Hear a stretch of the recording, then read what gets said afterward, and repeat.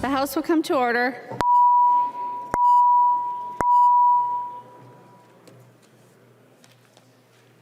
Reports from the Committee on Rules and Legislative Administration. Winkler from the Committee on Rules and Legislative Administration, pursuant to Rules 1.21 and 3.33, designates the following bills to be placed on the calendar for the day for Thursday, April 22nd, 2021, and establishes a pre-filing requirement for amendments offered to the following bills: Senate File Number 959 and House File Numbers 991 and 729.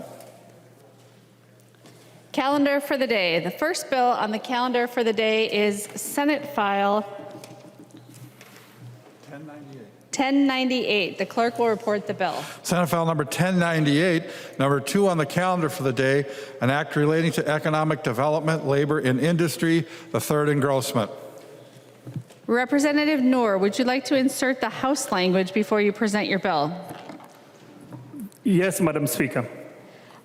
All those in favor of the motion to insert the House language, please say aye. Aye. Aye. Those opposed, please say no. No. The motion prevails.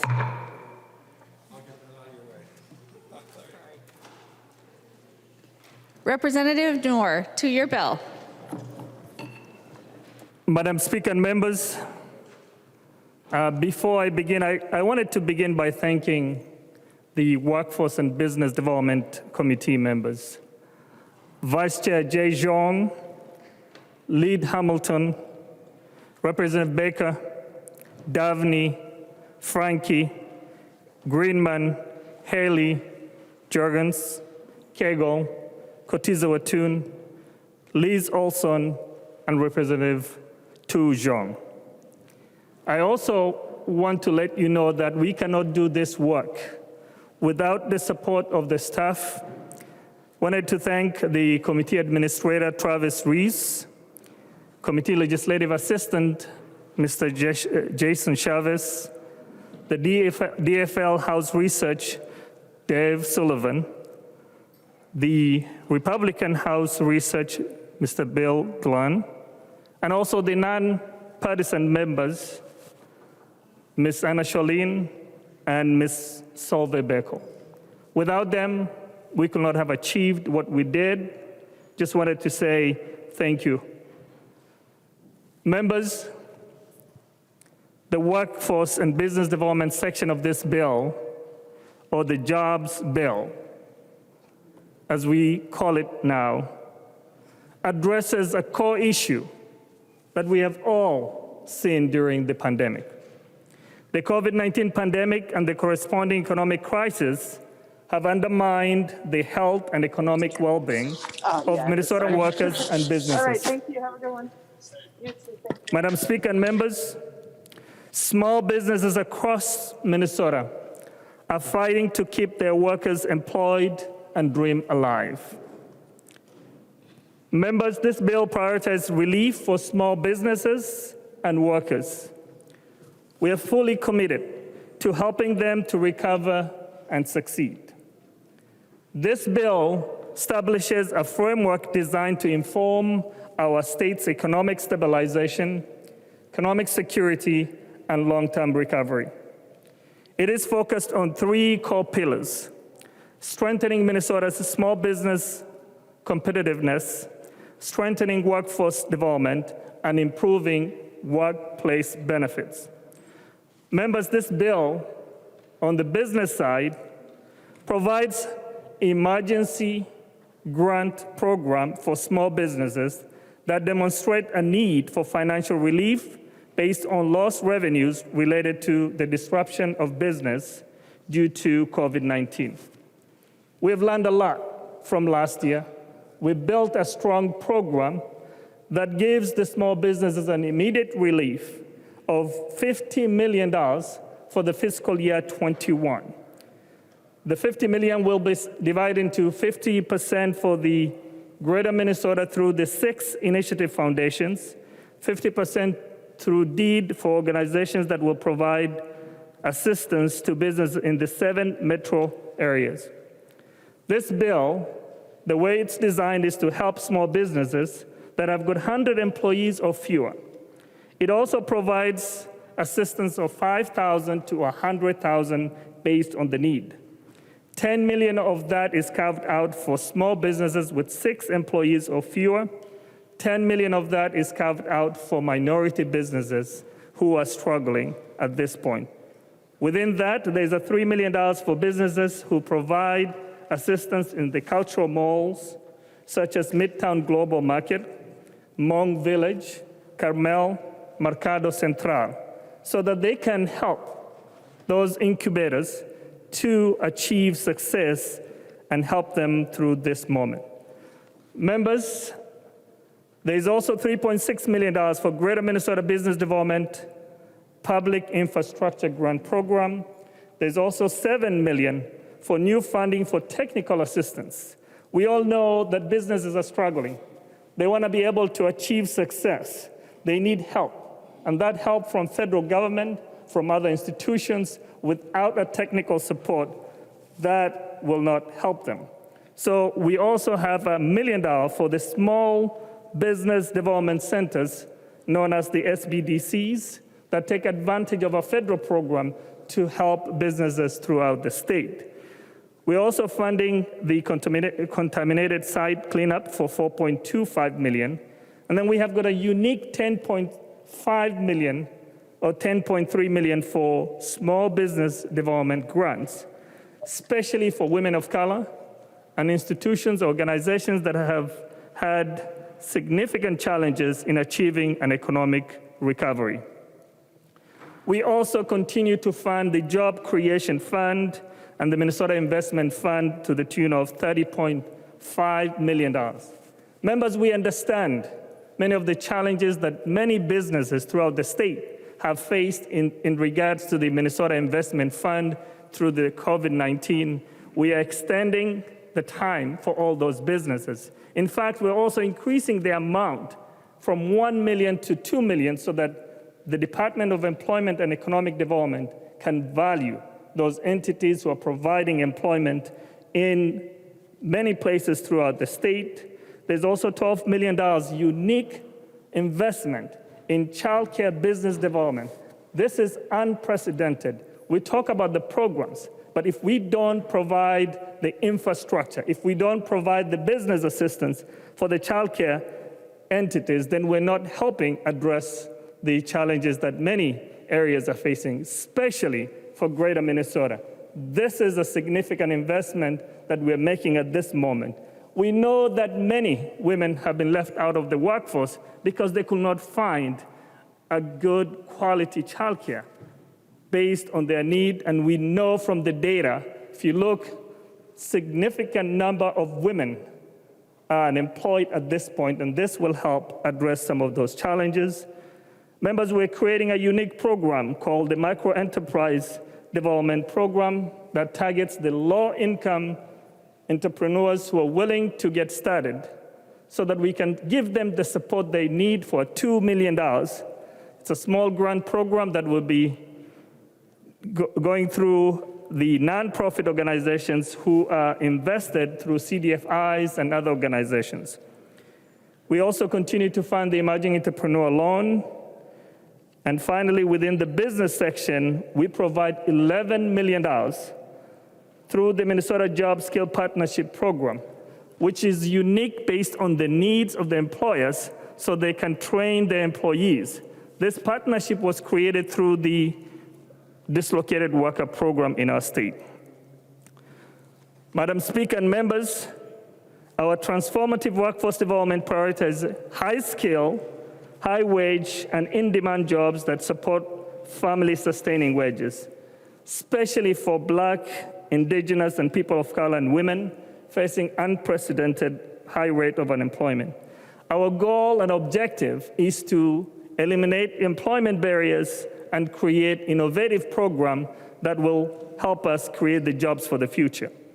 We have realigned the Workforce Development Fund to maximize outcomes and to assist individuals who are seeking employment. We know that thousands of Minnesotans have been laid off and they're looking for work. This is an opportunity for us to focus on those who need help. In addition, we're providing $20 million in workforce development and $73 million for vocational rehabilitation services for the disabled and those who have got mental health illnesses so that they can get back to work and give them that opportunity to earn a living.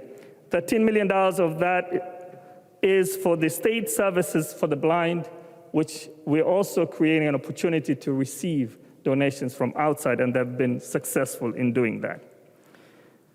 On the final section of the Workforce Development Fund is the workplace benefits. Members, the paid family medical leave will help workers meet their personal and family healthcare needs while they're also fulfilling their work responsibilities.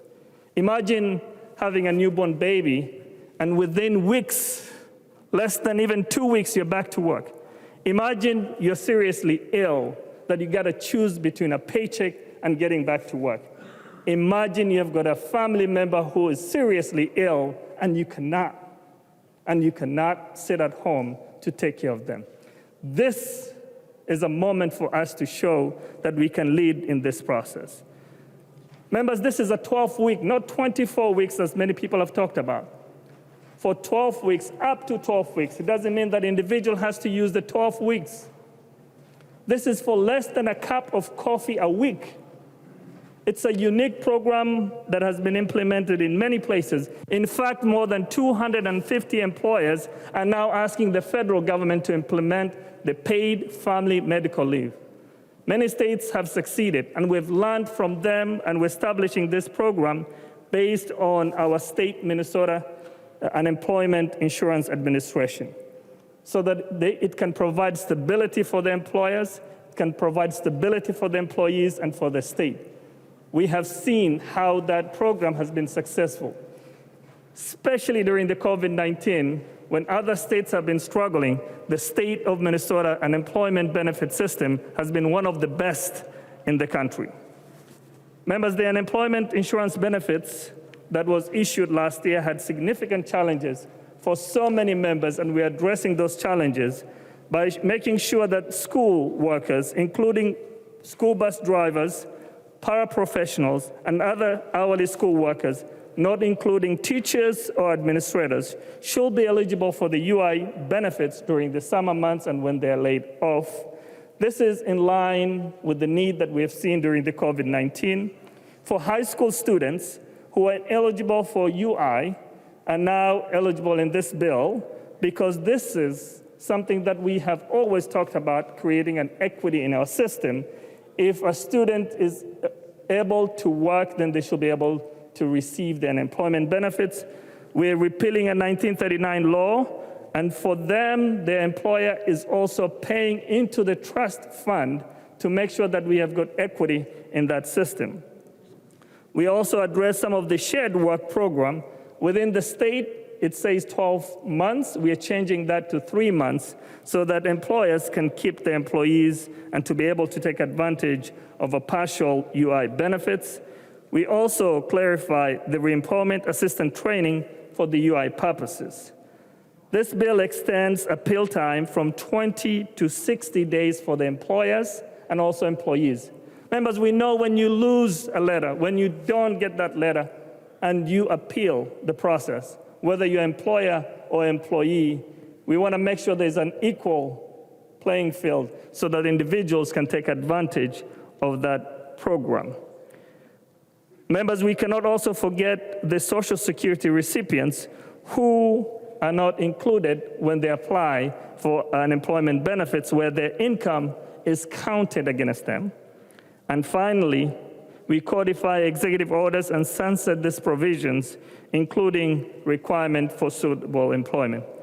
Members, this is a great bill that addresses the need of today and makes sure that we tackle the issues for the future. This is a unique program that we're establishing in many places that we've talked about. So I ask for your support. I'm ready to answer any questions you have at this moment. Thank you, Madam Speaker and members. The member from Koochiching, Representative Eklund. Thank you, Madam Speaker and members. I want to start off by thanking the members of the Labor Industry and Veterans and Military Affairs Committee. We had an excellent committee, good conversation and discussion throughout the year. I especially want to thank GOP Representative McDonald. We were able to work well together through the whole committee process. I want to thank Ms. Marta James and Helen Roberts from House Fiscal and Research staff. They were invaluable in helping us put these bills together. EFL Research, Dave Sullivan, thank you, Sully. GOP Research, researcher Harry Kennedy, appreciate your efforts on the committee. I especially need to thank our committee administrator, Travis Reese, and the committee legislative assistant, Grace Doyle. They were the ones that helped keep this thing running between the tracks. Madam Speaker and members, this bill is a good bill that helps protect workers in the state of Minnesota. This legislation provides protections that will help them have workplaces that are safe and give our workers peace of mind that their families will be taken care of if a threat such as a pandemic or illness puts their employment at risk. Some of the highlights of the bill are legislation are Representative Olson's earned sick and safe time, Representative Carlson's rehire of hospitality workers, Representative Wogemont's meat packer protections, and Representative Kegel's pregnant and nursing mothers protections, and Representative Frazier's emergency paid leave for essential workers provisions. From the workforce development, the legislation has 4 provisions. Representative Frederick's helmets to hard hats language, which will help veterans get training and jobs in the building trades. The bill also funds the apprenticeship program with youth skills program and the dual training pipeline program. These will be administered by the Department of Labor and Industry. The bill also funds the Public Employee Relations Board. This provision was created in 2014, but has never been funded. There are several policy positions in the bill. Employers can't reduce tips for transaction fees on credit cards. Employers can't use credit reports when hiring workers. Skilled and trained workforce at the oil refineries, requiring apprentices training and up for our people working at our, especially contractors working at our oil refineries.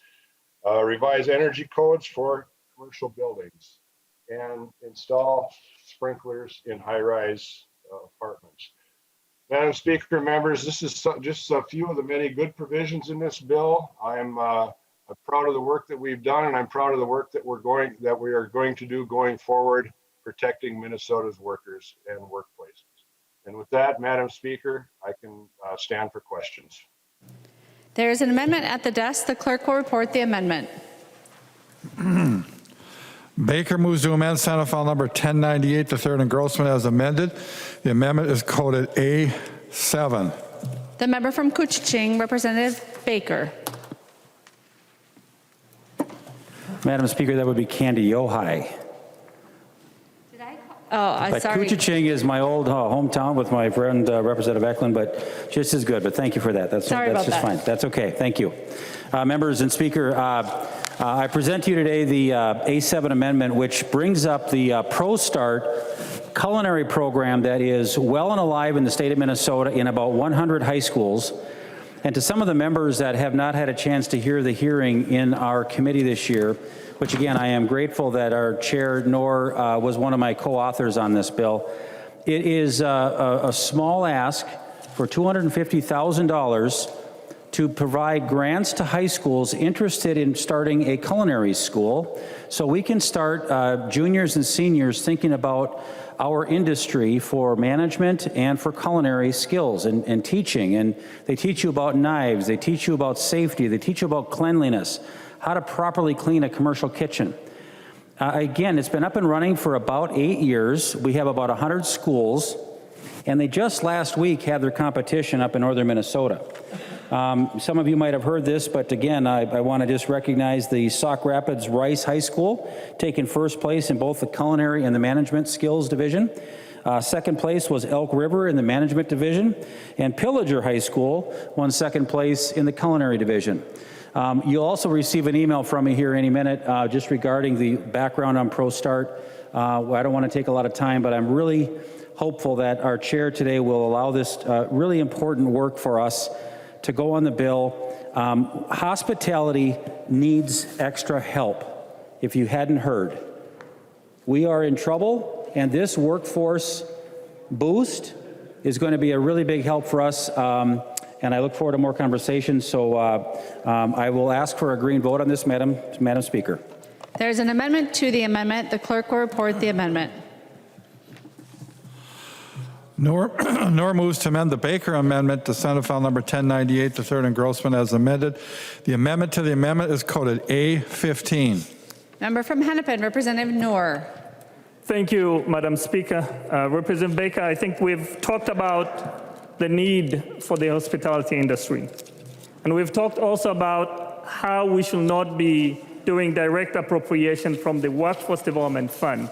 What this amendment does is we appropriate it from the general funds by deducting it from the business development program that we have to make sure that we address the needs that you've talked about, the need that you have conveyed to all of us.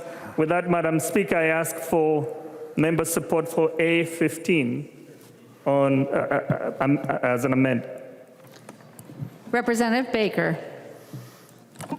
Madam Speaker and members, thank you very much again, Chair Noor. You have been a great listener, and you've been a very good and open chair this whole season.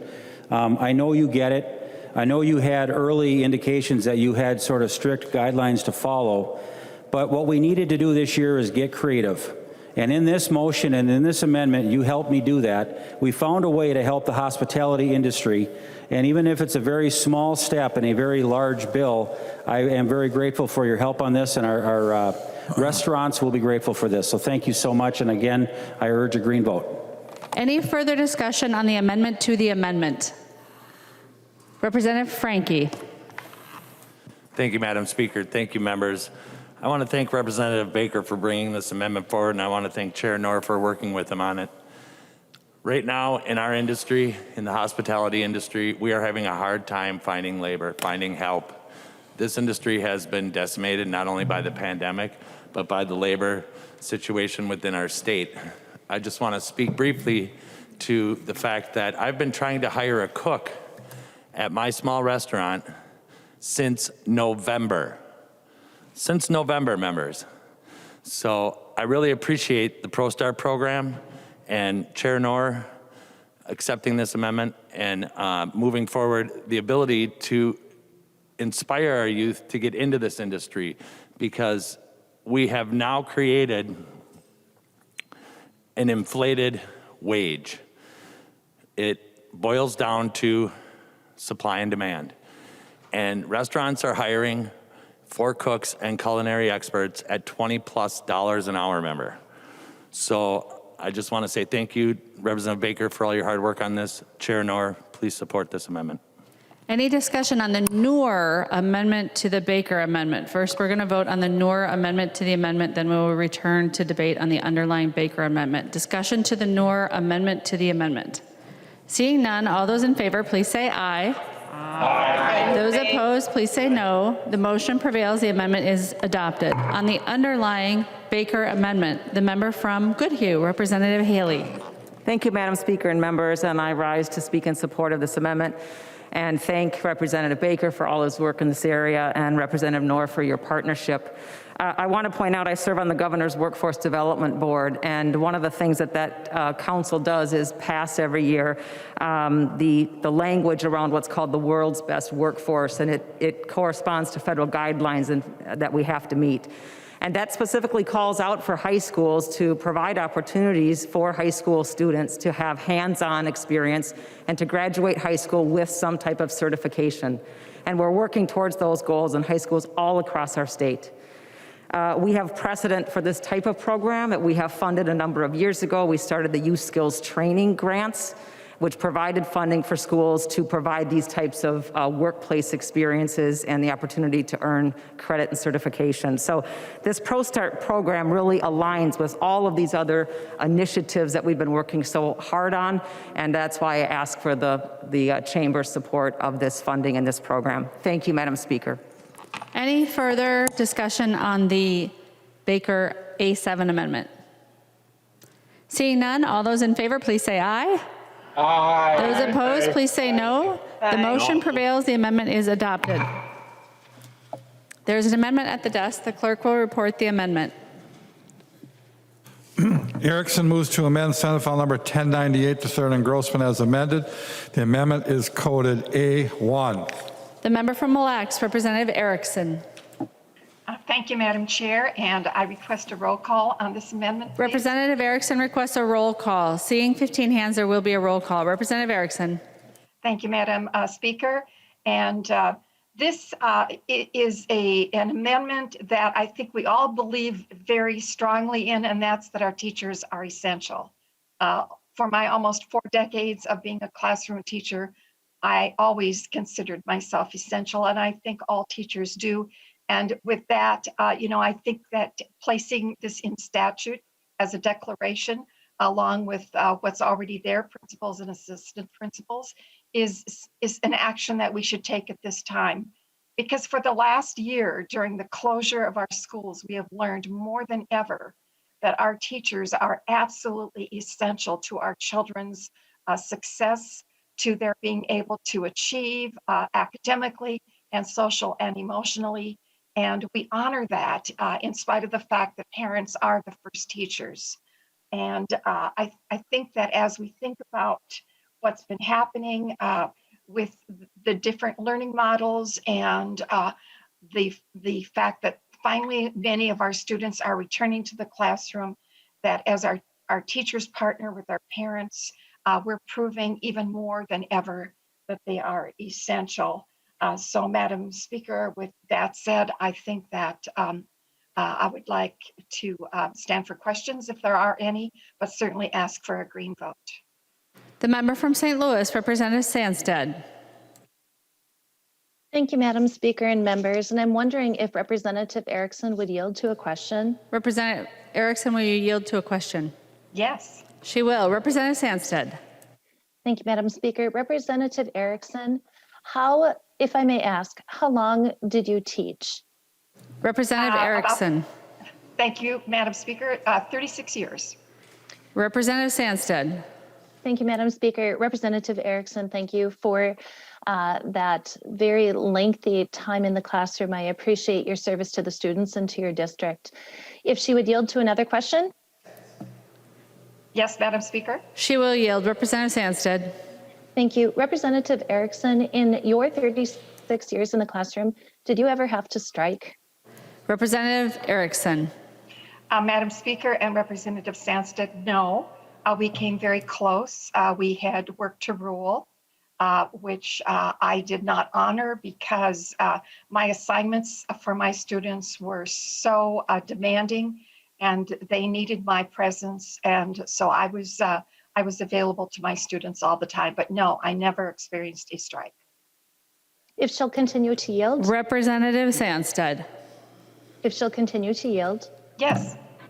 Thank you, Madam Speaker. Representative Erickson, was that decision to work to rule taken lightly by your bargaining unit? Representative Erickson. Madam Speaker, that was back in the 80s, and I think that there were a number of teachers who did not honor work to rule, and I don't think the students even realized that there was anything different going on. So that's what I remember to this day. Thank you. Would Representative Mueller yield to a question? Representative Mueller, would you yield to a question? I will. Representative Sandsted. Thank you, Madam Speaker and members. Representative Mueller, I understand that you too are a teacher. If I could ask you, just out of curiosity, how long have you served as a teacher? And in your tenure, have you or has your bargaining unit ever needed to strike? Representative Mueller. Thank you so much, Madam Speaker, and for the question. I have taught for 17 years, and I have taught in lots of different places. And during that time, I was never a part of a place that has decided to strike. Thank you. Representative Sandsted. Thank you very much. And thank you to both of the members who could just give us a little bit of light on the fact that they've spent a considerable amount of time in the profession. And, you know, there have been issues that have come up, I think, in any bargaining unit. What this amendment does, members, is yes, it does classify teachers as being essential, but it takes away their right to strike, the bargaining unit's right to strike. And as we've heard, this is just a very uncommon practice. It is not something that is abused. This is a very last resort means of resolving conflict, not a first approach. This is something that has been fought and, you know, bargained over, not bargained over, but really worked out over the course of history. And if we have seen anything through this session, we have been forced to really look at history, what we have done well and what we have not done well, what we can never do again. And this is one thing that we cannot go back on. History has taught us that there has to be some rights and avenues for different labor organizations, and under PELRA, striking is one of those opportunities. And again, we've heard it and seen it, that it is not a commonplace. To remove that would be a mistake. And I appreciate being deemed essential. I appreciate recognizing the value of our profession and teachers, but as such, if you truly value them and see them as being essential, we need to vote this amendment down.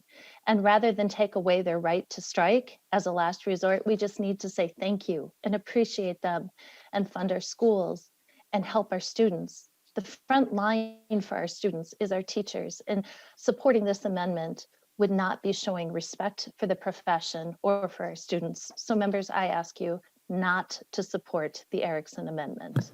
The member from Morrison, Representative Kresha. Thank you, Madam Speaker. Thank you, Representative Erickson, for bringing this forward. And to all the fellow teachers that have come through this body, great respect to the EMTs, to the doctors, to the nurses, to the clerks, to the grocery store workers, to everybody that has participated in community. There is respect for all of those positions. But this is the one profession where not showing up for work affects the children 100%. There's going to be differences of opinion on this, but this is an opportunity where the policy meets the rhetoric. Do you believe that the essential role of a teacher should be deemed essential? That's all this is saying. If you don't believe that, if you believe that adult issues overshadow our youth and their education, fine, vote differently. Adults are supposed to take themselves out of the picture. Teachers are supposed to be there for their students. That is one side, that is one belief. The Representative Erickson amendment just simply states that, and it matches the rhetoric that we hear all the time. There are many in this body, myself included, who very much value the role of educators. That's why I did it. There are many, many times that my essential role was there for the kids at their lowest and most difficult time. And I never let my own adult issues get in the way of them, because they had a potential and a life ahead of them that I had already achieved. I had already achieved many of the educational things I was trying to help my kids get there. So this isn't about whether people are good or bad or anything. It's just, should they be essential? Should you be there in an essential role for those kids? Many teachers that I've stood side by side with believe the first thing that comes is their students and their education. That's what Representative Erickson's amendment does. I support that. And members, I would support a green vote.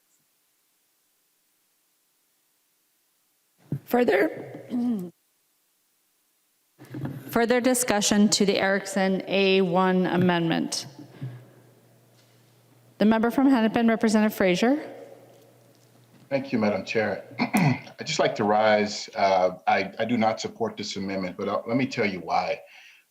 What I did not hear is a kind of a breakdown or a rundown on what it takes to actually strike in this state, according to our Public Employment Labor Relations Act. And I will say, when you go through that, when you go through the elements that it takes to strike, it is designed for there to be a resolution before you get to that point. It is that is not something that's taken lightly. The statute was designed that way. That's why you have not seen strikes in the last several decades.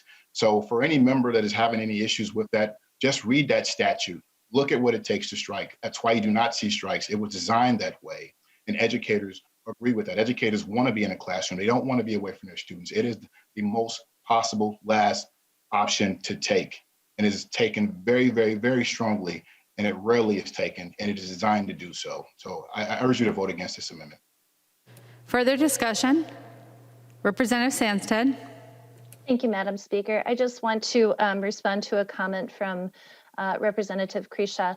Representative Kresha, I think we all understand the desire through COVID for our students to have access to them, to do our very best to be in person as frequently and as much as we can. That has never been really at the heart of any of us as teachers. We know that, we want that.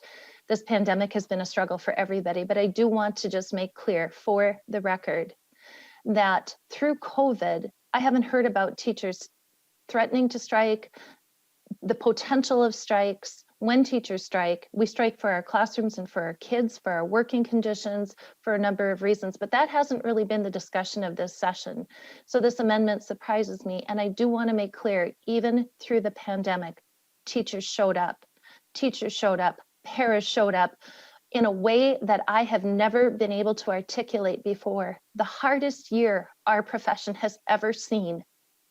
The hardest year for our students, for our families. But I need to make it clear, we showed up and we continue to show up, and we are going to continue to show up. So we don't need this amendment to address our right to strike, which is really what is at the heart of it. We'll show up. And if you value the teaching profession, members, please do not support this amendment. Representative Erickson. Thank you, Madam Speaker, and thank you for the discussion. I find it interesting that it's okay to have principals and assistant principals as essential, but not the meat of the program, the teachers as essential.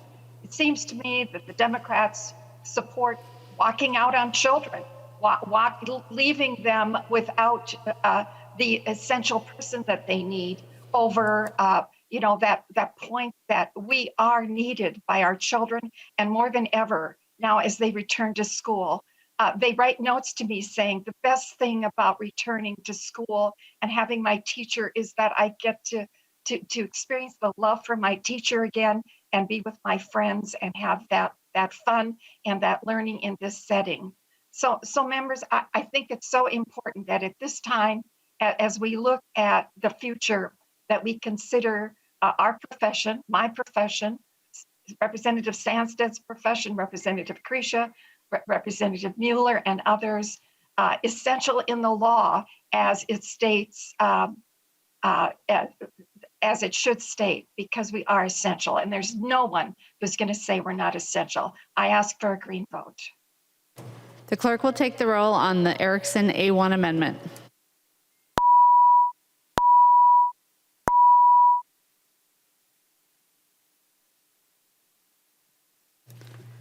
Members voting remotely, please vote.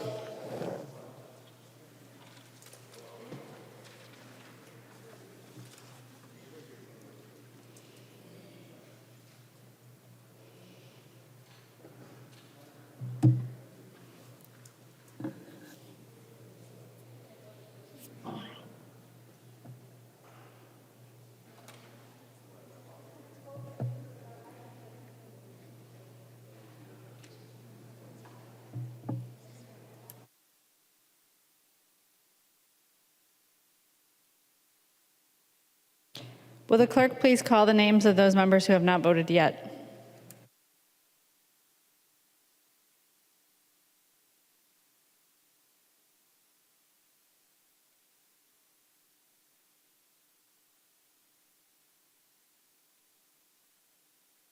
Bo. Oh, aye. Bo, aye. Feist.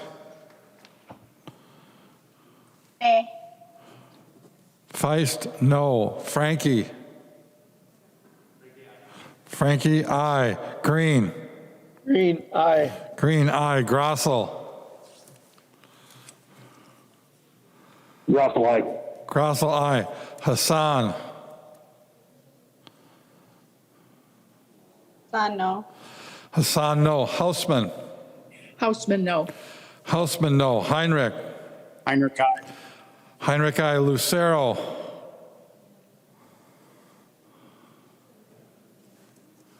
Lucero? Lucero, yes. Lucero, aye. Mason? Mason, no. Mason, no. McDonald? McDonald, aye. Moran? Moran, no. Moran, no. Mueller? Mueller, no. Mueller, no. Pinto? Pinto, no. Pinto, no. Richardson? Richardson, no. Richardson, no. Scott? Scott, aye. Scott, aye. Thompson? No. Thompson, no. Zhang Ti? John T, no. Zhang Ti, no. The clerk will close the roll.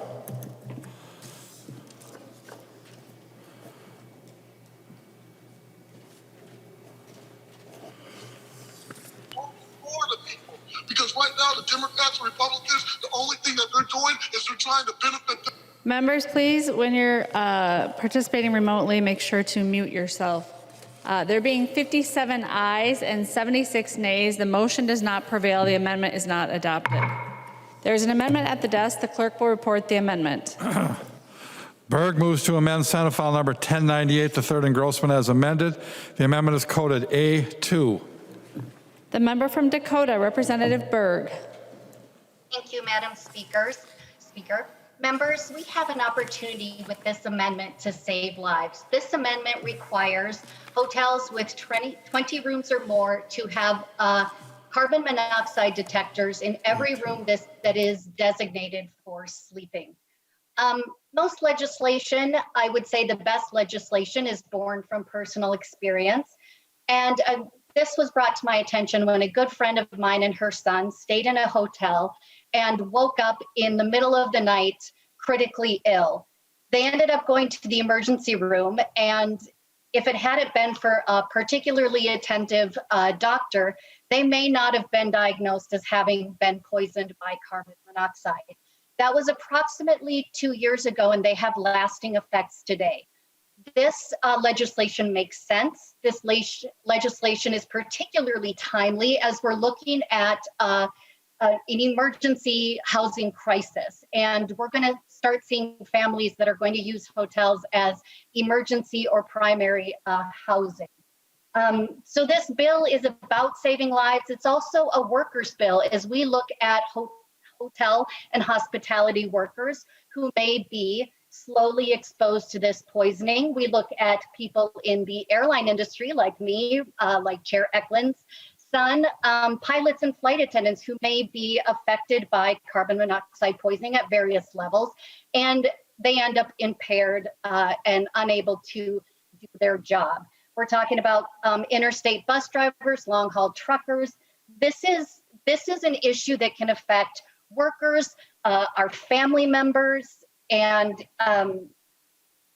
a couple of years ago, this body passed Sophia's Law, recognizing that carbon monoxide poisoning is a real danger. This legislation is also being carried on the federal level. It's called the Safe Stay Act, carried by Representative Angie Craig. Members, this is a good bill. It's an easy vote. Please vote today to save lives. Thank you. Discussion to the Berg A2 amendment. The member from Fillmore, Representative Davids. Thank you, Madam Speaker, and I rise to a point of order, not on the merits of the amendment as far as is it good or bad, does it save lives or does it kill people, but I rise to 3.21 in the House Rules, Motions and Propositions to be germane. This enters new sections that are not in the bill. It's a completely new subject line, not in the bill. I stayed up all night last night reading the bill, and I couldn't find anything where this amendment would fit into this bill. So I'm going to throw you an easy one here, Madam Speaker. My advice is to rule this amendment out of order, not for the merits of the amendment, but because it's nowhere in the bill. Thanks, Madam Speaker. Thank you, Representative Davids. Advice.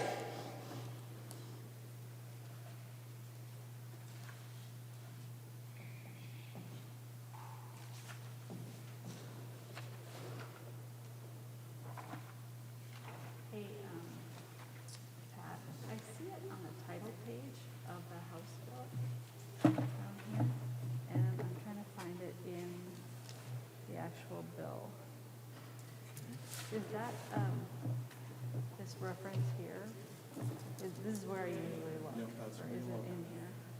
And I'm seeing 299F, but I'm not seeing which page it's on.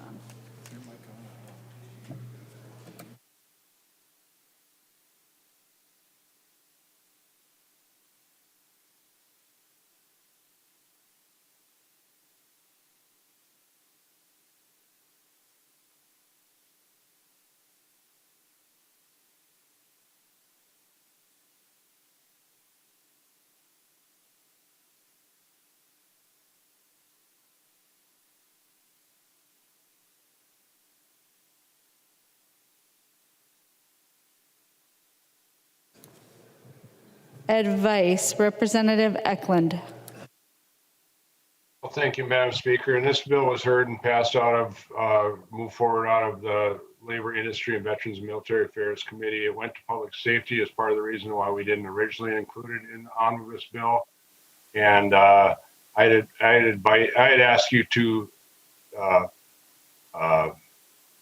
include it in the bill. I would ask you to rule against my good friend Representative David's advice. Madam Speaker. Representative Davids. Thank you, Madam Speaker. Further advice to my good friend, Representative Eklund, it doesn't matter how many hearings this bill had. I'm not going to ask someone to yield right now, but if somebody could please point out to me where the sections of statute are in this bill that would entertain having this amendment put on the bill.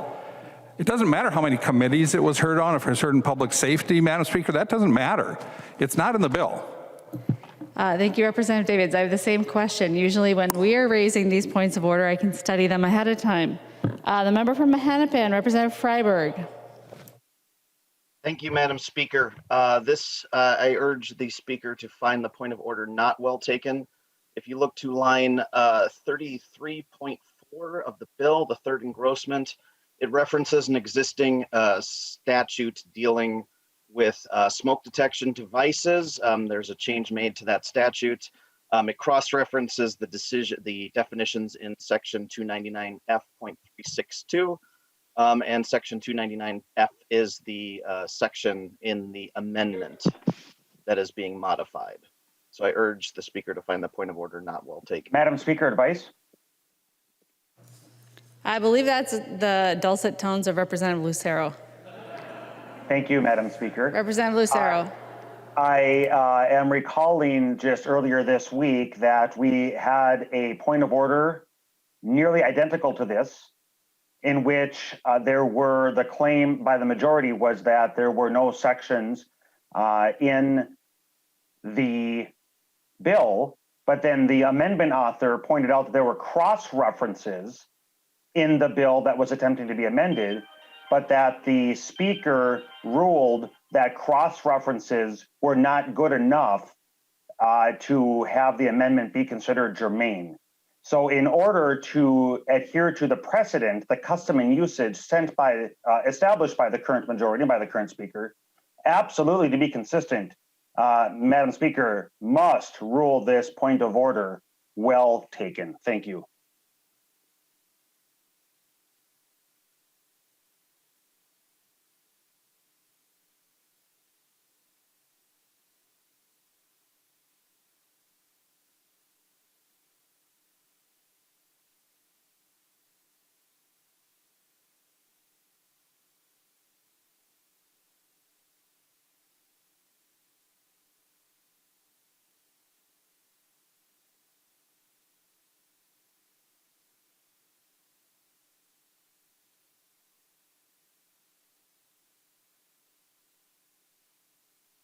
Members, this is a close call. Minnesota Statute 260 or 299F.48 is in the bill. Minnesota Statute 299F.50 is in the amendment. In the bill, we refer to high-rise buildings and sprinklers. In the amendment, we refer to hotels. And I do not recall in close cases like this how I have ruled in the past. And without having the opportunity to do that research, I will turn the question to the body. Pursuant to Rule 3.21, I'm going to submit the question to the body. The question before the body, is it the judgment of the body that the point of order is well taken? A green vote means the point of order is well taken.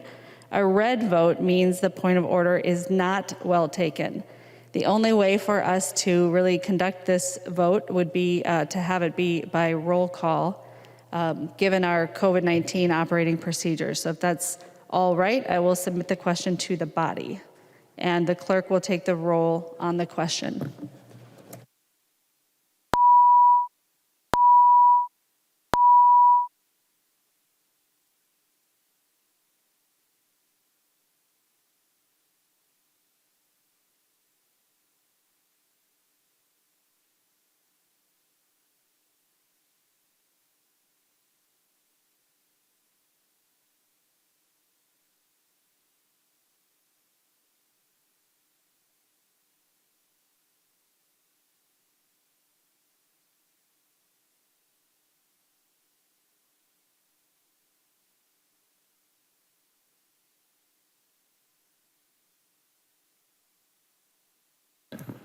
Members voting remotely, please vote.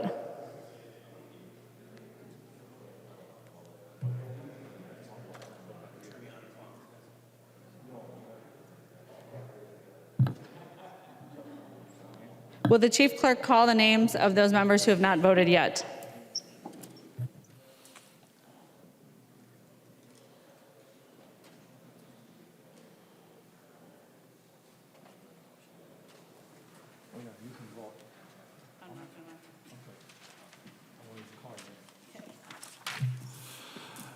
Bierman. Bierman votes no. Bierman, no. Bo. Bo, aye. Bo, aye. Drazkowski.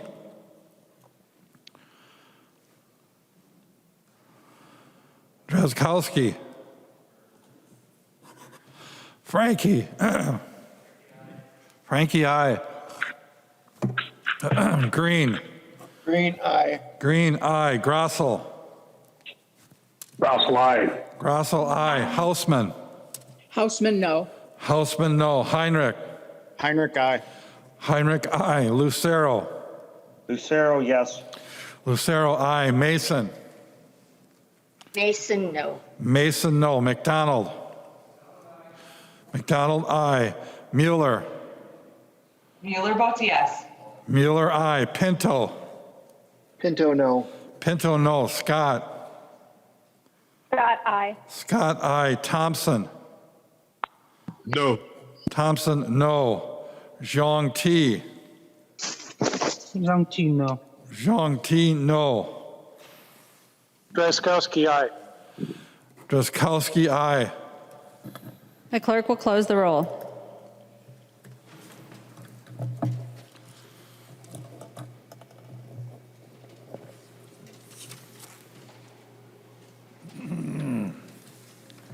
There being 65 ayes and 67 nays, it is the judgment of the House that the point of order is not well taken.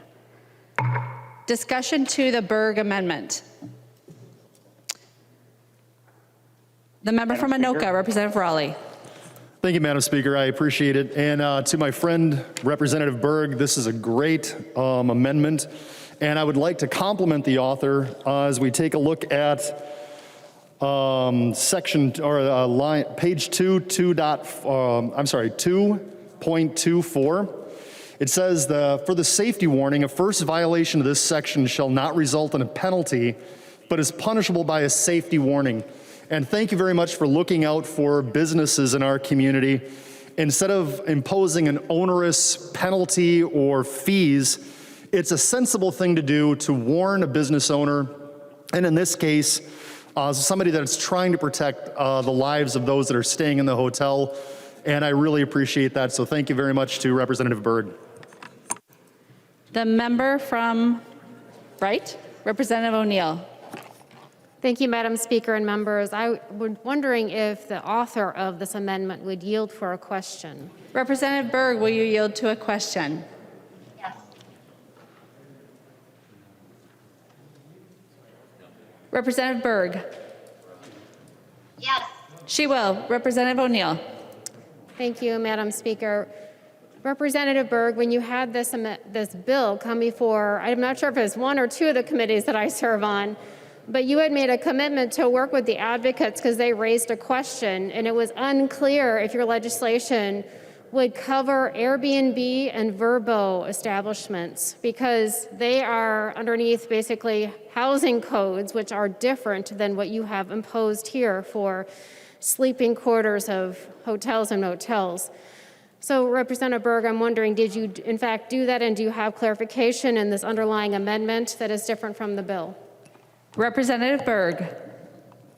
Thank you, Madam Speaker, and thank you, Representative O'Neill, for your question. It was just one of your committees that it was heard in front of, but that was a great discussion, and it brought up great points. So what I did do is I went on the Airbnb website, and if I could just read their statement on smoke detectors, and carbon monoxide detectors. It said, smoke and carbon monoxide detectors save lives. That's why we're on a mission to get as many detectors into as many homes as possible. We encourage hosts to install smoke and carbon monoxide detectors in their space. Test them regularly and make sure their listing description is up to date. Eligible hosts with active listings can get a self-contained battery-powered smoke and carbon monoxide detector at no cost through our home safety page. Please check your local laws, blah, blah, blah. So we did amend the language a little bit to sort of isolate this as pertaining mostly to large hotels. And then I did look up Airbnb's policy. They are offering free smoke detectors and carbon monoxide detectors in order to encourage these safety measures. However, at this point, they don't require you to prove it, nor is there a penalty. Representative O'Neill.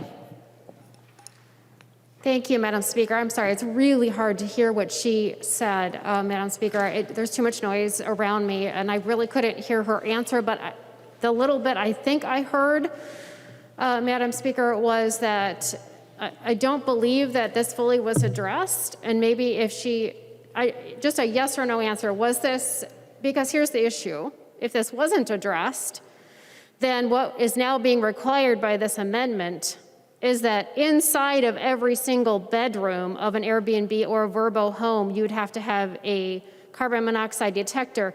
Code requires for a home that it has to be within 10 feet of the door. So they would have to relocate those carbon monoxide detectors. And instead of having maybe one or two servicing, say, 4 bedrooms, you probably would have to have one in each bedroom. So I'm just trying to get clarity whether or not this, in fact, has been dealt with and this concern is no longer a concern, because this is something that the industry was very worried about.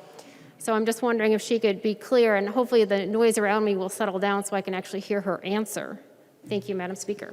Representative Berg. Thank you, Madam Speaker. And I'm sorry if you can't hear me, Representative O'Neill. I have addressed this issue. And if you go on the website for Airbnb, it talks about their position on carbon monoxide detectors, even going so far as to offer free ones to Airbnb owners. We also raised the number of rooms to make sure that it really isolates the issue that we're talking about large hotels. So your questions and discussion in public safety were well taken, and I did follow up. Thank you. Representative O'Neill. Thank you, Madam Speaker. I did hear her much more clearly this time, and the noise around me finally settled down. So, okay, so now I heard her say that she did hear us in committee in public safety. She did take that into account, and she changed the legislation so that it's very clear who it is covering, and that is the larger hotels. So thank you, Madam Speaker, for that clarity. I appreciate the time. Thank you, Madam Speaker and members. The member from Stearns, Representative Tice. Thank you, Madam Chair. And If I could have Representative Berg yield for question, please. Yes, please adjust your mask so that it covers your nose. Thank you. Representative Berg, will you yield to a question? Yes. She will yield. Representative Tice. Thank you, Madam Chair. And Representative Berg, are there specifications, because I can't find the language for the amendment online? Does it specify whether it has to be battery or hardwired? Representative Berg. Thank you, Madam Speaker and Representative Tice. It does not specify that. That is up to the discretion of the property. Representative Tice. Thank you, Madam Chair. And my concern is that being a housing provider, there's many times where we have inspections and there's no batteries in the smokes or the carbon detectors. And my question is, how do we make sure that we don't maybe penalize the owner for something that somebody who has stayed there has done? Will there be a fee or some kind of a, I don't know, some kind of a disciplinary action for that? And I would like to ask Representative Berg to yield, please. Representative Berg. Thank you, Madam Speaker, and thank you, Representative Tice. I hear you, and I just want to reiterate that the language refers to buildings with 20 rooms or more, which really qualifies this as the larger hotels.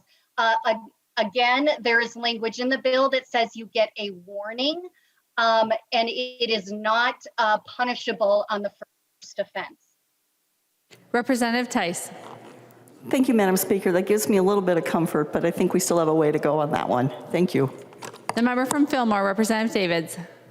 Well, thank you, Madam Speaker and members. I'm excited about what has just been transpiring here. I'm going to be voting for the Berg Amendment, but what the body just did, and that was wisdom from the Speaker's chair there, what the body just did is they gave this side of the aisle a whole lot more latitude on amendments. So I hope you realize what you just did, and I'm with you. I'm totally with you. I'm glad I lost that one. But what we just did is, it's kind of like in baseball, if you get hit by a pitch, that's in the strike zone. That's in the strike zone now. So I can't wait. I am so excited. I don't know if I'll be able to sleep tonight. I can't wait till the tax bill on Thursday, because you know what's coming. Thanks, folks. Thank you, Madam Speaker. The member from Wright, Representative Lucero. Thank you, Madam Speaker. And I just want to bring something to the attention of members that I attempted to bring up in committee, but was not addressed. And maybe the bill author, if she's willing to address it. And that is, I'm looking at the definition of the amendment, the definition of the word hotel that begins on line 1.6. It reads, a hotel means any building or portion thereof containing 20 or more guest rooms intended or designed to be used, or which are used, rented, or hired out to be occupied, comma. So if we look at that first part, that is any building that has a room that is rented or intended to be rented, hired out, or occupied. Then there's a comma, and then there's the word or. So that's the first criteria in the definition. Then it gets into the second part of the definition on line 1.8, or which are occupied for sleeping, and then it goes on. So the way I read the definition of hotel, it'd be any building that would be in scope would be one in which is occupied, rented, or intended to be hired out, or occupied or rented, or which is sleeping. And if this is the case, there will be many more types of commercial buildings with rooms that are rented out that would fall into scope of this definition that are not intended to be for sleeping purposes. And so if the bill author would yield, I'm interested in clarity on the definition. Representative Berg, will you yield to a question? Yes. She will yield. Representative Berg. So I'm trying to understand your question, Representative Lucero. Oh, excuse me. Thank you, Madam Speaker. I'm trying to follow the question. I believe I've answered several times that this is really targeted at major hotel chains, and the carbon monoxide detectors are required in every room under this amendment. because the Department of Public Safety finds this to be in line with their smoke detector language and for their goals. And so we've really qualified it as every room that's intended for sleeping, because if you are in the living room, let's say of a hotel suite, you're likely awake, and you will start to be aware if you begin to feel some effects of carbon monoxide poisoning, fatigue, headache, that sort of thing. If you're sleeping, you're likely not. And this is a really underreported type of incident because many people just simply don't wake up. And so I'm not sure if that answers your question, because I didn't follow it exactly. Representative Lucero. Thank you, Madam Speaker. And that did not answer the question whatsoever. So I will attempt to repeat it. And Madam Speaker and Representative Berg, I can see you're looking in the camera. If you could actually grab your amendment, you could follow along, and you can see line 1.6. And you can follow, and then it'll make my question easier. So the definition of hotel, words mean things, and I completely understand your intent. But the intent and the actuality of the outcome are two different things. And so the actuality of the outcome is going to be dictated by the words. And so completely separate from the intent, let's look at the actual words of the definition. There are more types of commercial buildings that are not used for sleeping purposes or hotels. And so take the universe of commercial buildings. And of those commercial buildings, it is your intent to have a scope that is a subset of commercial buildings, hotels, as you stated. But according to your definition, starting on line 1.6, you say hotel means any building or portion thereof containing 20 or more guest rooms. So stop. There are multiple commercial buildings out there that have 20 or more guest rooms, right? Buildings that can rent out to various tenants. Continuing on, intended or designed to be used, or which are used, rented, or hired out to be occupied. There are a tremendous number of commercial buildings across the state that have 20 or more rooms that rent out rooms to individual tenants. Okay, so all of those buildings that would meet that classification would meet the definition of hotel, right? Then, and in the beginning of line 1.8, you have a comma after the word occupied. And then you have the beginning of another criteria of commercial buildings that would be in scope in your definition of hotel. And that is, or, which means in addition to everything that occurred before the or, so or, which are occupied for sleeping purposes by guests, right? So in other words, you're saying, according to the definition, I tried to bring this up in committee, but there wasn't an interest in discussing this. So that's why I'm trying to get clarity here. I know what your intent is, but according to the definition, you're going to increase the scope well beyond buildings that are just used for sleeping purposes. Any building that has 20 or more rooms that rents those rooms out to tenants will be in scope.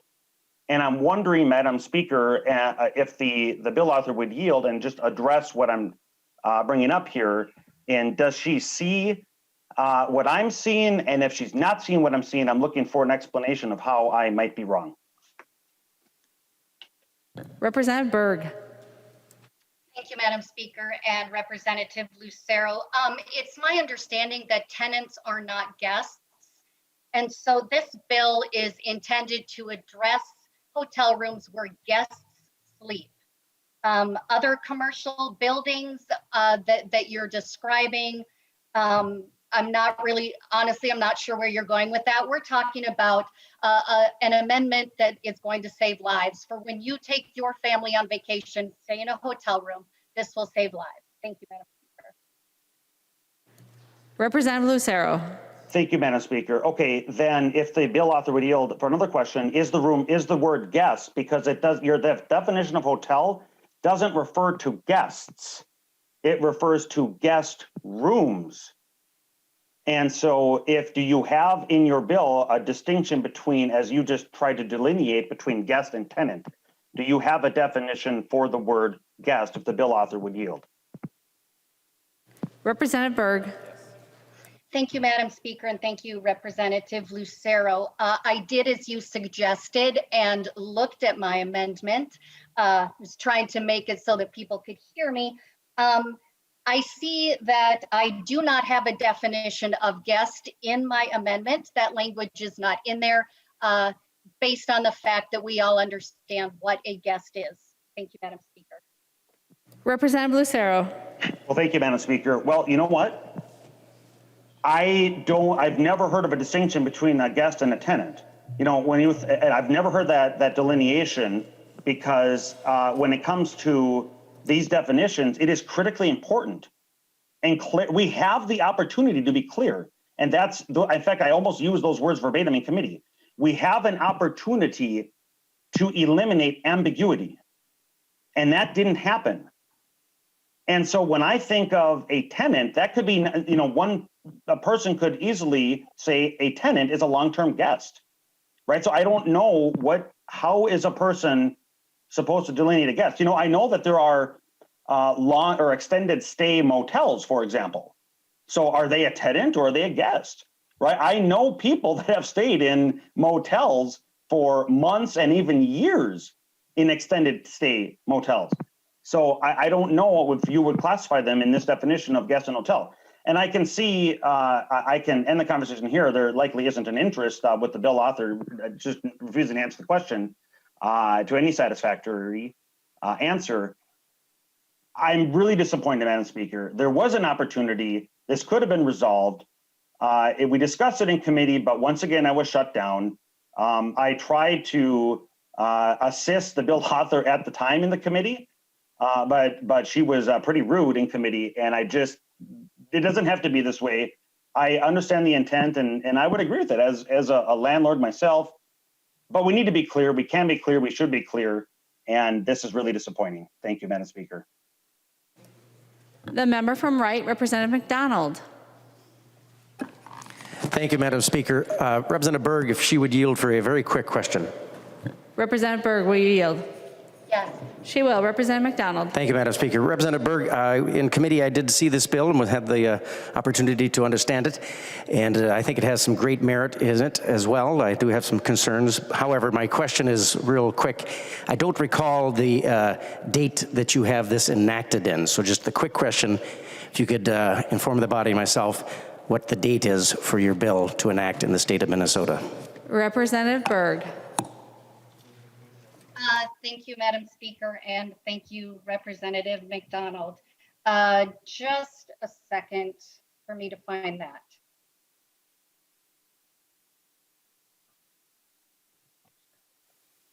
I believe it is 8/1.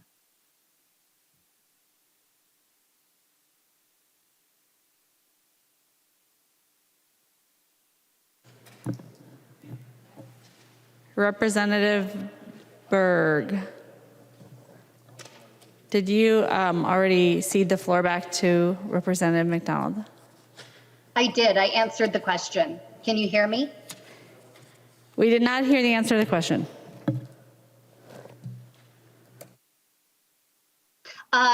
It defaults to 8/1. Representative McDonald. Thank you, Madam Speaker. Just quickly, if Representative Berg would yield to clarify the question. Representative Berg, will you yield? Yes. Representative McDonald. Madam Speaker, Representative Berg, is that so August 1st of 2021? Just wanted to make sure there was ample time for the businesses to implement this into their budgets, collect a little funds to do this, should it be implemented this year of 2021. Representative Berg. Thank you, Madam Speaker and Representative McDonald. There is no call for funds, but yes, this year. Representative McDonald. The member from Hennepin, Representative Hertaus. Thank you, Madam Speaker, and Representative Berg for your effort on this issue. You mentioned Sophia's Law, and I was the chief author of Sophia's Law. Worked extensively in a bipartisan way on that piece of legislation, including a great deal of help from Representative Eklund. What we discovered in this process for Sophia's Law. And of course, carbon monoxide detectors detect a clear, odorless, colorless gas that is the result of combustion. Now, I would like to point out some key differences here. Generally with watercraft and boats, especially if cruising or putting along at slow speeds, they backdraft or they suck the exhaust from the engine into the cabin area. And that's oftentimes the case, or even prevailing winds can do that.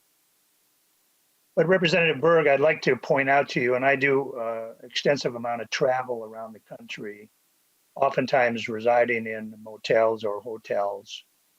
You will probably notice, and probably most people who have traveled have noticed, that each time you enter a room, especially on the large chain hotels that you referred to, you have your own independent heating HVAC system. They're mini split units that operate through the wall and are individually controlled. Members, I'd like to point out that there is no combustion associated with so many of these rooms. Now, in working on Sophia's Law, we did discover that there were circumstances with some hotel rooms that were adjacent to pools, which had combustion heaters to heat the pools, that one of the exhaust systems for that heating system was defective and actually had infiltrated a nearby or adjacent room. So in preparing this piece of legislation and having a blanket rule over so many hotel rooms all across the state that have no pool or do not heat their facility with combustion, with a gas powered furnace or heating system, if they're electric, there's no combustion and therefore there's no CO2. The only risk that I could see in those circumstances is somebody would have their car idling outside a bedroom window all night long. But I support the merits of the bill. The most vulnerable are the smallest little people in our world, our children, smallest amount of body mass, and certainly most susceptible to toxicity from that. But Representative Eklund will attest that it was no easy deal to get Sophia's Law across the finish line. It took a couple of years. And I might suggest, Representative Berg, that there's a little more refining that needs to be done, because it would be really quite redundant to require so many rooms all across the state to have to install carbon monoxide detector for which there is no combustion on the facility. So with that, Madam Speaker, I'll end my comments. Thank you. The member from Hennepin, Representative Katiza-Watun. Thank you, Madam Speaker. And Representative Berg, thank you for bringing this bill forward. I think it is going to do a lot of good and hopefully save a lot of lives in the process. I did, just based on some of the earlier questions that were going around, reached out to the hospitality professional that I'm closest to, which happens to be my sister. She has a degree in hospitality, and she spent the better part of the last 12 years working for a variety of some of the chain motels, as well as smaller boutique hotels in Denver, San Francisco, and a couple of other cities across the country. So I tried to clarify with her if she would ever call a hotel guest a tenant. And she said, not if they're a hotel guest and not a tenant. And she said, those are different contracts for those two people. And I said, so the hotel would classify those differently. And she said, yes, people who may rent for longer periods of time would have a separate line of responsibility on either side of that contract. So likely, the hotel, if they were going to enter into a longer term contract with somebody who they may refer to as a tenant, there would be a separate set of circumstances there. So I just wanted to clarify that I don't see any confusion in the wording of your amendment, and I'm happy to vote green. I encourage everybody else to do so. Thank you. The member from Ramsey, Representative Pinto. Thank you, Madam Speaker. And I just want to build on that point to note that if you look at the definition of hotel that's in this, even if a court were to somehow think that the word hotel would somehow encompass a commercial property, just recognizing the definition does include occupied for sleeping purposes by guests. So they need to be sleeping in the property. So I strongly disagree with any sense that there's some confusion here. The definition of hotel is quite clear. And I also want to thank Representative Berg for having a proposal that in fact is squarely within this broader bill. We didn't have a chance as a body to have much of a conversation after the speaker referred the question of germaneness to us, but just want to note all the places that where there's references in the bill to the state building code and smoke detection devices and place of public accommodation requiring the installation of fire extinguishers as well. So in fact, I just want to make sure that we as a body can feel quite confident in that way in having found this germane. I'm sure we'll have future discussions. Thank you, Madam Speaker. The member from Anoka, Representative Scott. Thank you, Madam Speaker. My concern is going to dovetail off of Representative McDonald's concern that the effective date is this August. That's, 3.5, 4 months from now. And, maybe for a smaller hotel, motel, that's enough time, and they have the resources to put these smoke detectors in every sleeping room. But I think of, the bigger hotels, and first of all of these hotels have been struggling through the pandemic, and to put this on them and the expense of, if you have hundreds of hotel rooms, times, I don't know what the cost of these things are. I think we've put some in our properties for, I don't know, 20, 30 bucks a piece, the plug-in kind ones. But that's my concern. So I'm wondering if the bill's author had a conversation, if she would yield to this question, Madam Speaker, if she had a conversation with Hospitality Minnesota to see if this is something that they're okay with, and if not, or even if she's not had that conversation, would the bill's author be interested in delaying the effective date to give these folks a little bit more time to gather resources to install these? Thank you, Madam Speaker. Representative Berg. Thank you, Madam Speaker, and thank you, Representative Scott, for that question. I have not, in fact, had the conversation with that organization. That is a great suggestion, although for me, it comes down to, is a $15 carbon monoxide detector in each room in a hotel, which is something, hotels spend more money on their free coffee than they would on putting these in every room. And it really comes down to the cost of a human life. But thank you for the question. Representative Lucero. Oh, Representative Scott. Madam Speaker, thank you. Would Representative Baker yield to a question? He will yield. Representative Scott. Thank you, Madam Speaker. Representative Baker, you're very in tune with the hospitality industry. Is $15 a detector for these larger, especially larger hotel chains? Is that something they can do by August 1st? If you would yield, yeah. Representative Baker. Madam Speaker and Representative Scott, carbon detectors are much more expensive than smoke detectors. There is, if there was a rush to this and it came out of the Minnesota legislature that this was a high priority to get this done, this would be a problem with suppliers. To be honest with you, I wished I would have had a conversation with Representative Berg on this too, just to give her some feedback. Again, the idea isn't horrible. It just needs to be really thought through with the issues, again, of kind of why we're here today too, is to make sure that we understand the demands in the hospitality industry right now are enormous when we're not even yet fully reopened with event centers that attach to the hotels. You've got a size of 20 rooms or more, which really, again, a lot of the discussion about today's bills is, again, with some of the mandates coming, is everybody should be included. So if we're gonna do rooms, why wouldn't you include a smaller boutique hotel? Doesn't mean that they're any less important, but I would love to ask the author to maybe consider offline to let's revisit this, let's make it better. Let's make sure that we have Hospitality Minnesota, who really represent thousands of hotels in the state of Minnesota, and I'm sure, because they haven't brought this up to me this session, but I might have missed that, and maybe you have had a conversation with that organization, but to back to Representative Scott, it would be a challenge. It would be a huge challenge, especially right now, to put this mandate in front of the hotels when we're just coming in this difficult time. Thank you. The member from Anoka, Representative Scott.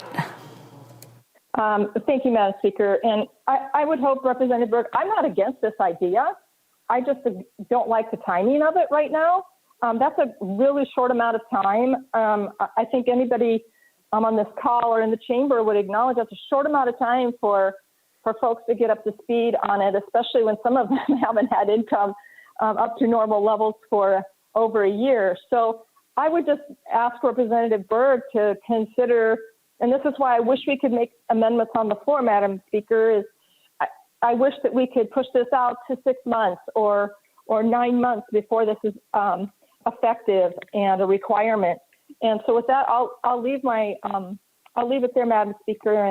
And again, Representative Berg, I don't mind the idea. It's just the timing is not very good right now. Thank you.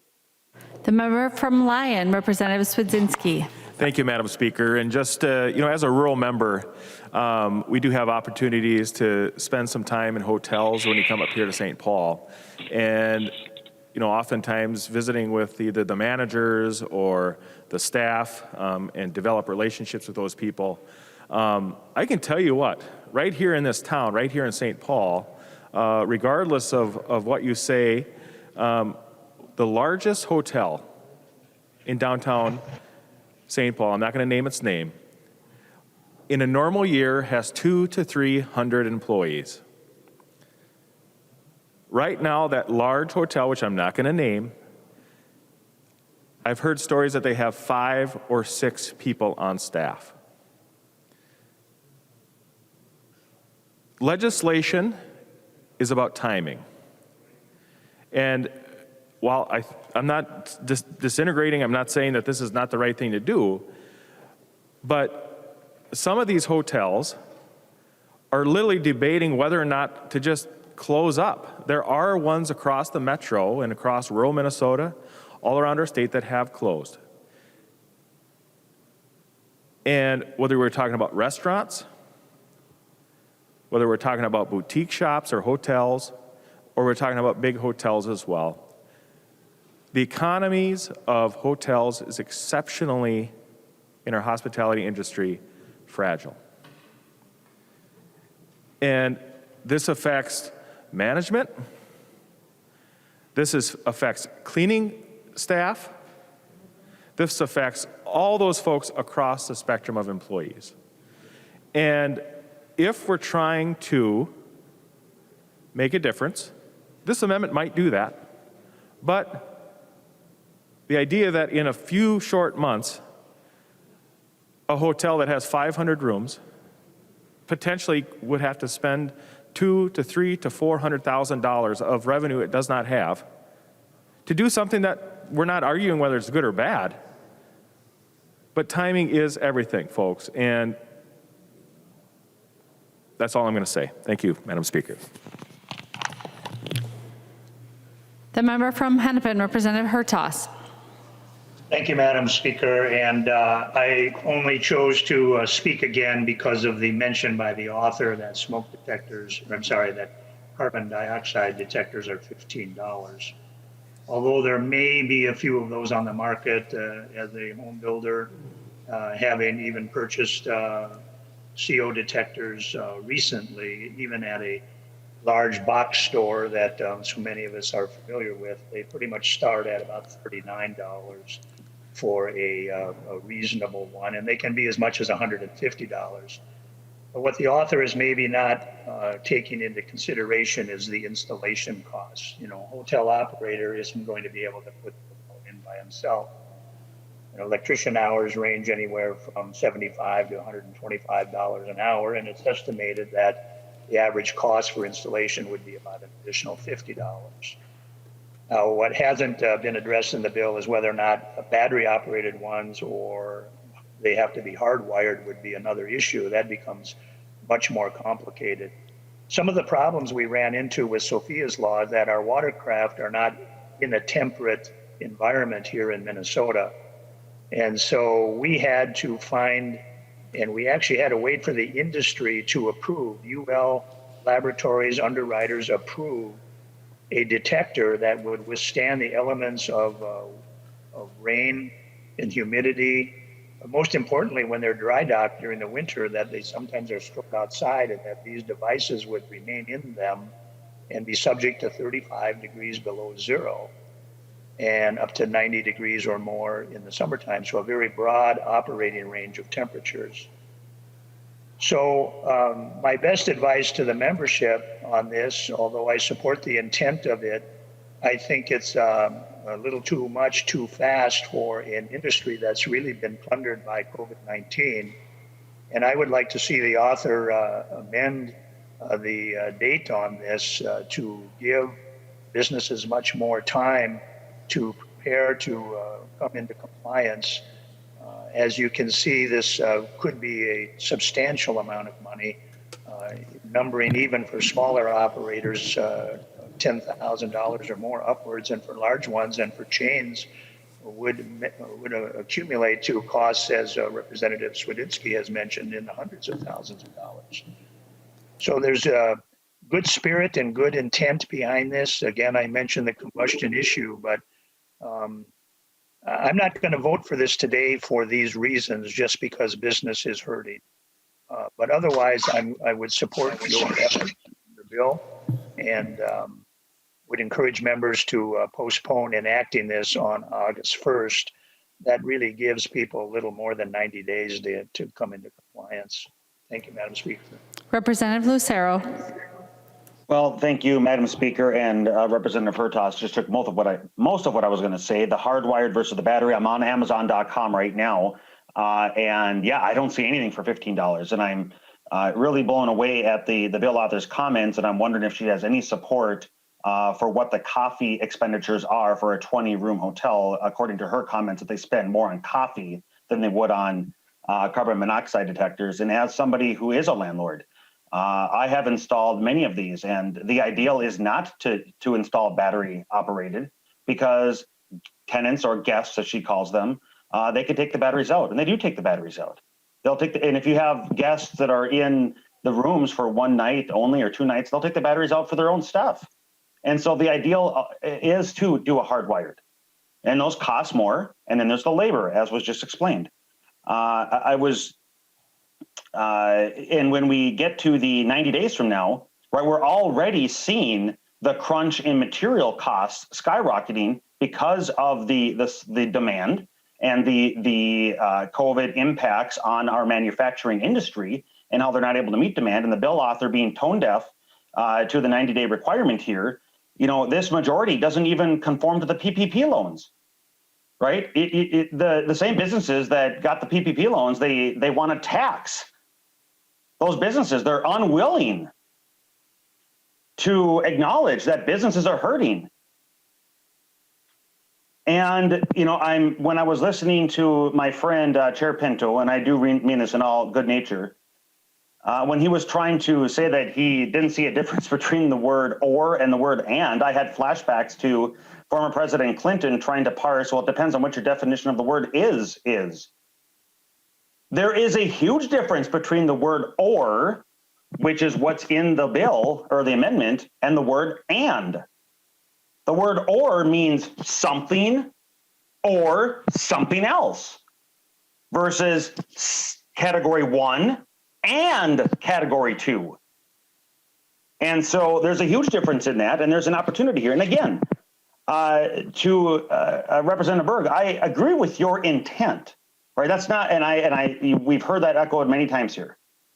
The intent is laudable, but there is, as we've seen with the supply, with the cost, with hotels, being vacant for large portions of them being vacant for a year now, and they're hurting as an industry, the hospitality industry, and the ability or the refusal to conform just to the PPP loans.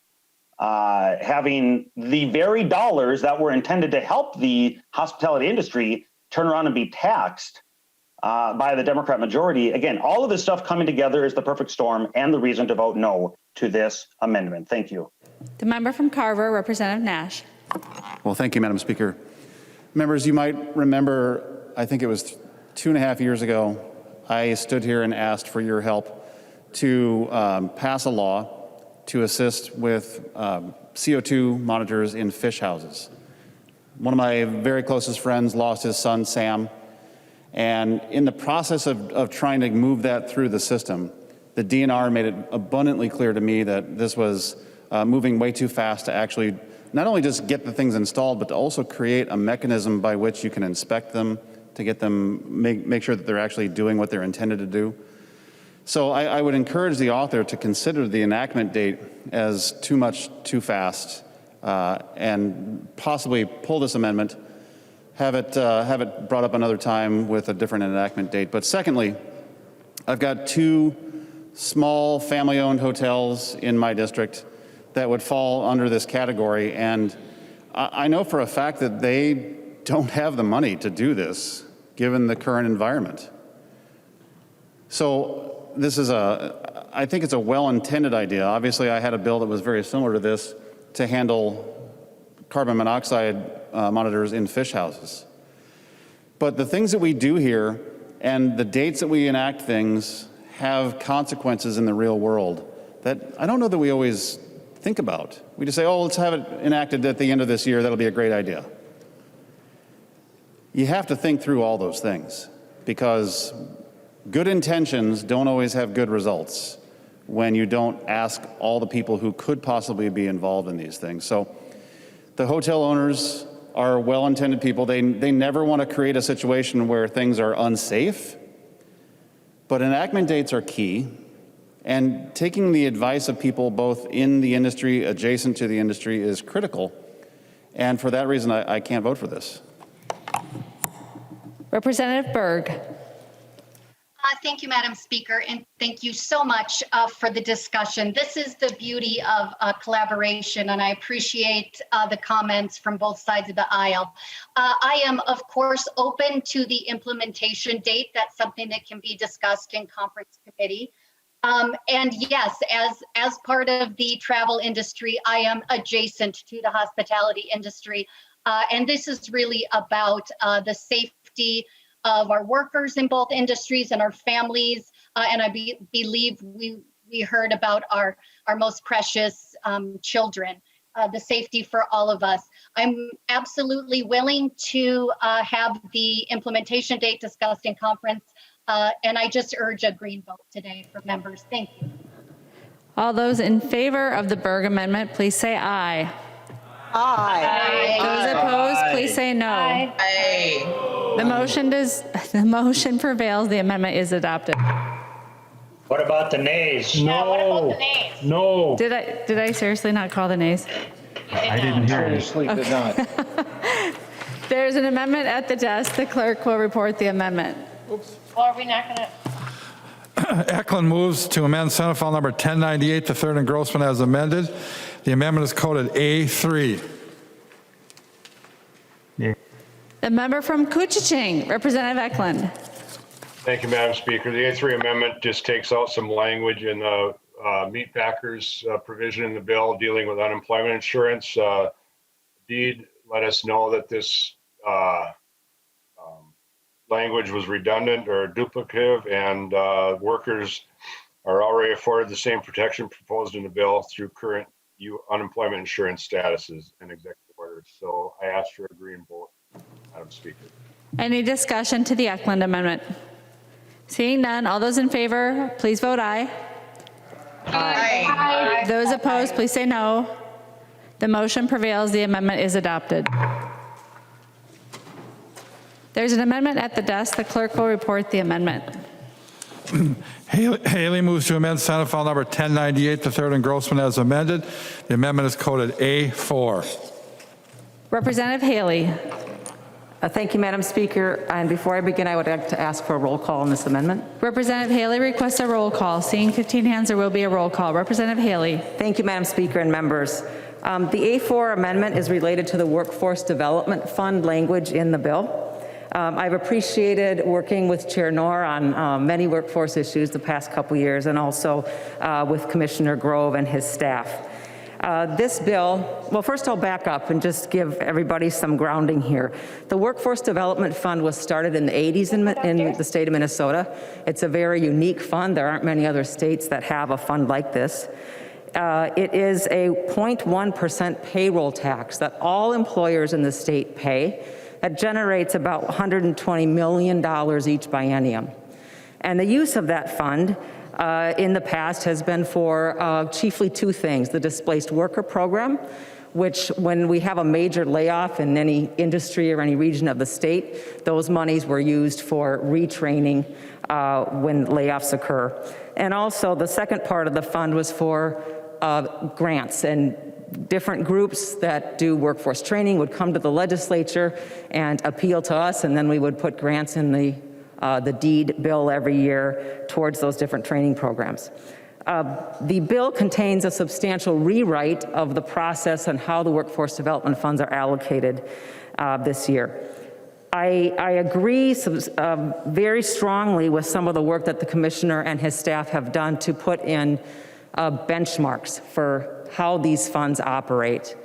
I think across all of state government, we need a lot more accountability, and we need some results-based measurement when we are putting money towards these programs. We need to know if they're working. So I commend what has happened in the Workforce Development Fund to add in things like how many people got employed, what were their wages, did they retain their job after 3 months and after 1 year, and did they achieve any type of certification, were they retrained? So I commend that part of the changes, but I still am hearing a lot from employers that they are concerned that these funds are sometimes hard to access and applying for them is complicated. And this is particularly true for small employers that don't have large staffs. They don't have training departments. They may not even have HR people, right? It's the business owner and the entrepreneur that's wearing all of the hats. And so these employers that, especially now, when we have, we kind of have this unique situation of unemployed folks coming out of the pandemic, but we also have significant number of job openings. And employers keep saying their biggest issue is a trained workforce. And many of those employers have been stepping up and providing their own training because they know what they need, how they want it done, when they need it. And they can be much more reactive in a real-time situation to respond to those training needs. So what I am proposing in the A4 amendment is that we take some of these funds, again, these are taxes that the employers are paying in, and I would like them to receive a credit back for the training that they are doing themselves in their own workplace, in their own community, but I'm not taking all the funds away. The credit would apply up to a half of the, basically 50% of their taxable amount that they're paying into the fund. I think that's a good bridge effort, if you will, during this pandemic recovery that we're all facing, to reward our employers for the training they're doing and basically allow them to have a say in it. Otherwise, again, this is a little bit like taxation without representation. They're paying it in, but they don't have a say into how it gets spent out. So that is the A4 amendment, and I appreciate your yes vote on the roll call. Representative Noor. Thank you, Madam Speaker. Thank you, Representative Haley, for bringing this amendment forward. I know we didn't get the opportunity to discuss the proposal before us, and I appreciate you explaining the Workforce Development Fund. As we all know, it was created to support the dislocated workers when they get unemployed, to get the assistance they need, mass layoffs, small layoffs, or individual layoffs. This is a unique program. This was not meant to supplant or change the federal program, which is the dislocated worker program. This was meant to be a unique program to support many workers who need help. Quite frankly, this was designed for us to be able to support great program for creating innovative ideas. A quick one that I will tell you that for those employers who are seeking help, we do have the Job Skills Partnership Program, which is unique in nature, whereby there's a partnership with the institutions, the higher education, and there's a board that has been designated to support the employers, which actually is funded through the Workforce Development Fund. And the way that it's designed, we need to be able to support them. If you look at the data, many of the employers have been able to seek that fund. They've been able to get high-quality training in partnership with the Department of Employment. So this amendment will take away the opportunity for us to become more nimble, to become more accessible for individuals who really need the help. In fact, there are thousands of employees right now who are looking for different kinds of jobs. We need to start bringing them in, training them for the jobs that the employers are looking for. The way that we have redesigned, realigned the Workforce Development Fund will ensure that there's that alignment between the employer and the workers who are seeking the employment. And we have removed, in fact, we have removed any direct appropriation to the organizations that have been receiving it, so that we do have a scale that we can provide, because the need is there. The moment is now. I think this amendment will take away that opportunity, so I'll ask members to vote no on A4 amendment. Thank you, Madam Speaker. Any further discussion to the A4 amendment? The member from Hennepin, Representative Robbins. Thank you, Madam Speaker, and thank you, Representative Haley, for bringing this amendment. I rise in support of it. I'm not unfortunately able to serve with Representative Noor on the Jobs Committee this year, but I greatly enjoyed it last session and learned a lot about these issues last year. And what concerns me about this is that employers know what they need and how to train their workforces. And it's very specific depending on the employer. I have precision manufacturers in my district. They need to train their people on specific machines or on specific safety protocols. And the grant program that Representative Noor referenced, meaning that we're going to be changing the workforce development program in general to be more grant-driven and more accountable, which I'm grateful for. We talked a lot about that. But what it does is it creates an advisory council of 15 people, all appointed by the deed commissioner, who will then decide who gets this money. And with great respect, I think businesses are more likely to know how they need to do the training and are more nimble than a 15-person advisory board making these decisions. So this is not saying those grants won't still occur. It's just saying 50% of the money that employers are paying in, they can choose how to use it and get a credit back for that. And the other 50% can go for grants as the deed commissioner chooses to spend it. But members, I think this is just a very common sense approach that ensures that employers who are paying this money get to see the benefits of the training in the way that makes sense for them. So I urge you to support the Haley Amendment. Thank you. Any further discussion to the A4 amendment? Seeing none, the clerk will take the roll on the A4 amendment.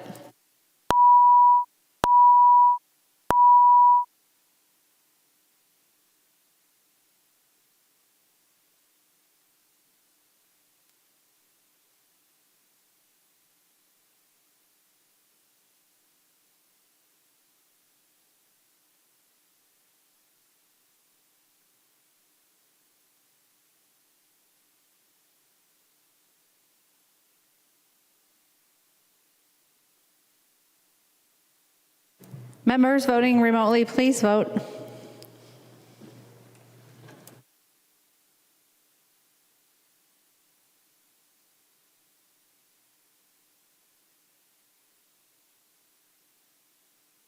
Will the chief clerk call the names of those members who have not voted yet?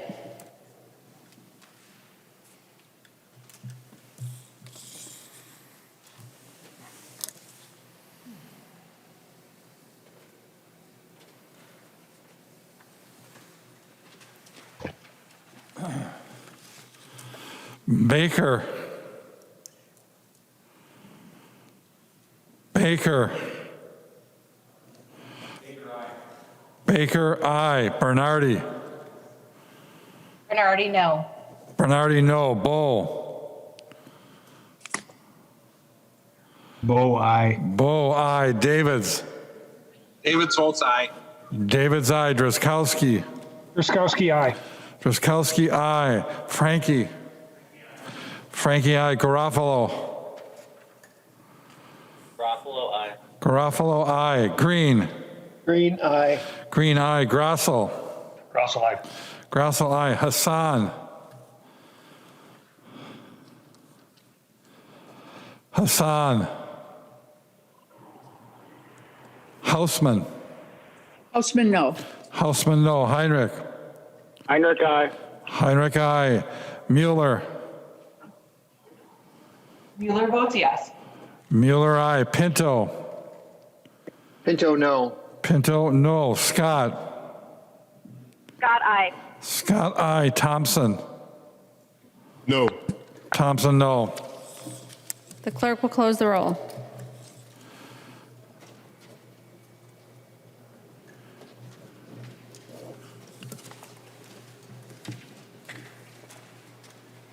There being 63 ayes and 68 nays, the motion does not prevail. The amendment is not adopted.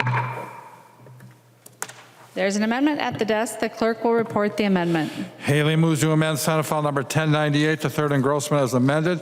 The amendment is coded A8. Representative Haley. Thank you, Madam Speaker, and I would request a roll call on this amendment as well. Representative Haley requests a roll call. Are there 15 hands?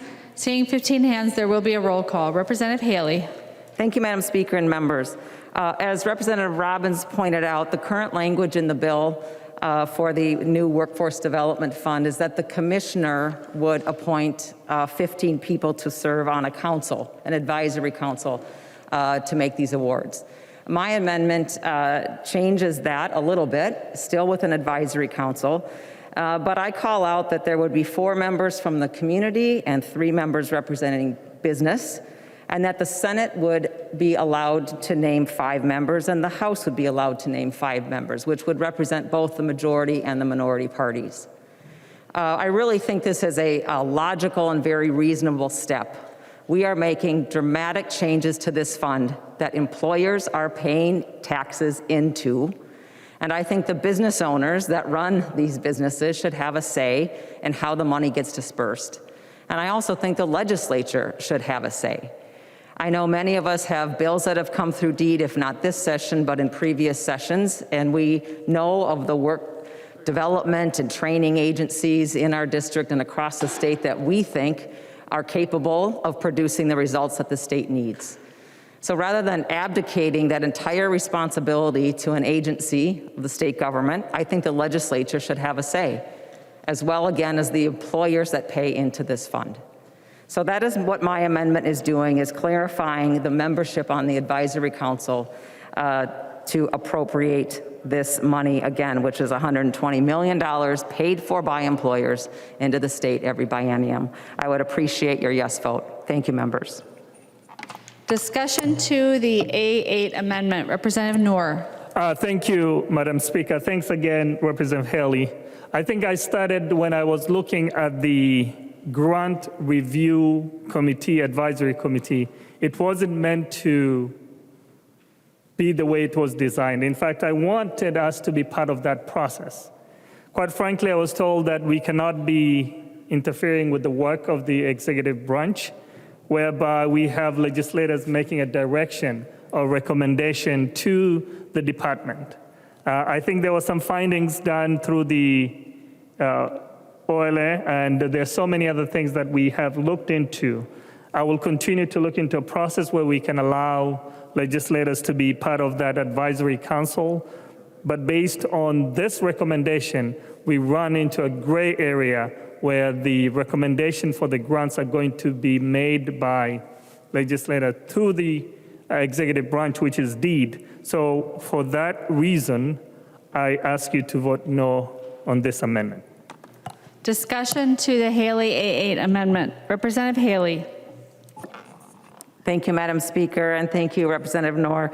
I guess I would have to point out that there is precedent for this kind of a process. The LCCMR is that type of body where legislators serve on that and study the grant requests and give a recommendation back to the legislature on how that money should be appropriated. So we have done this in the past.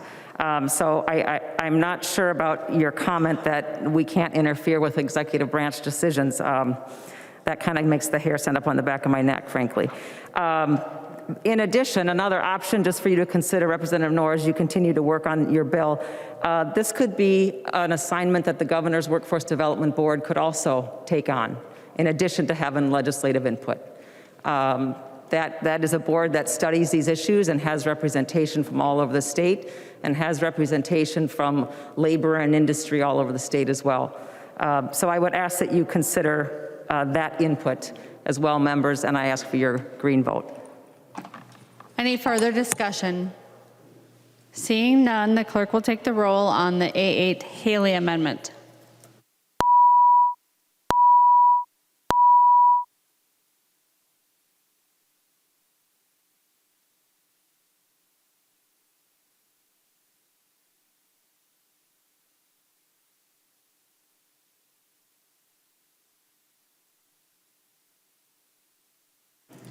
Members voting remotely, please vote.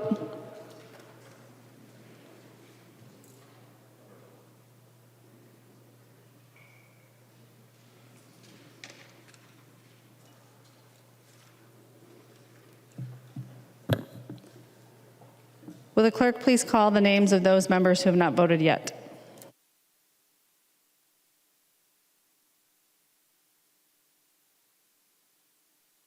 Yeah, I gotta grab something.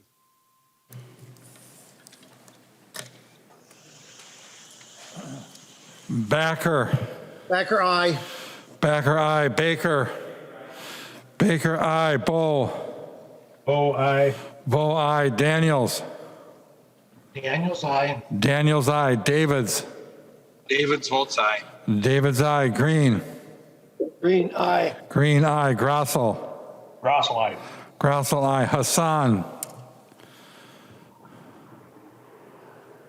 Hassan. Hausman. Hausman, no. Hausman, no. Heinrich. Heinrich, aye. Heinrich, aye. Mueller. Mueller votes yes. Mueller, aye. Pearson.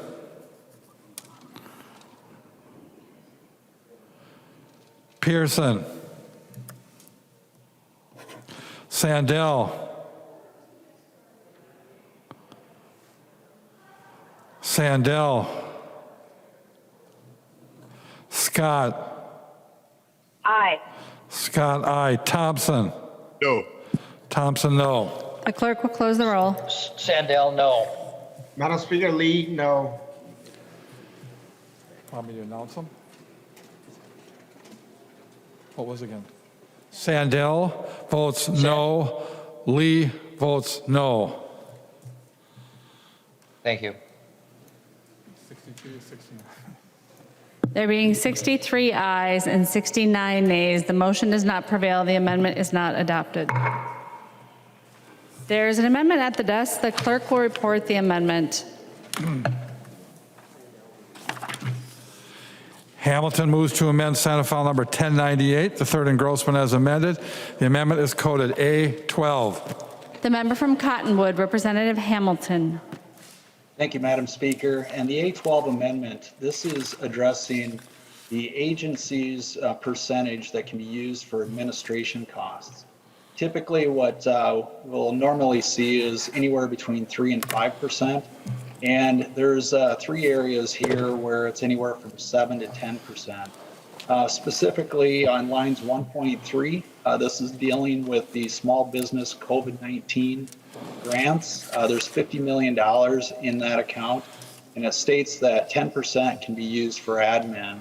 So that's $5 million that are being taken away, if you will, from programs. So we're simply trying to rein in the cost, if you will, of the administration cost and apply those monies to the programs themselves. On lines 1.4, This deals with the micro enterprise development organizations.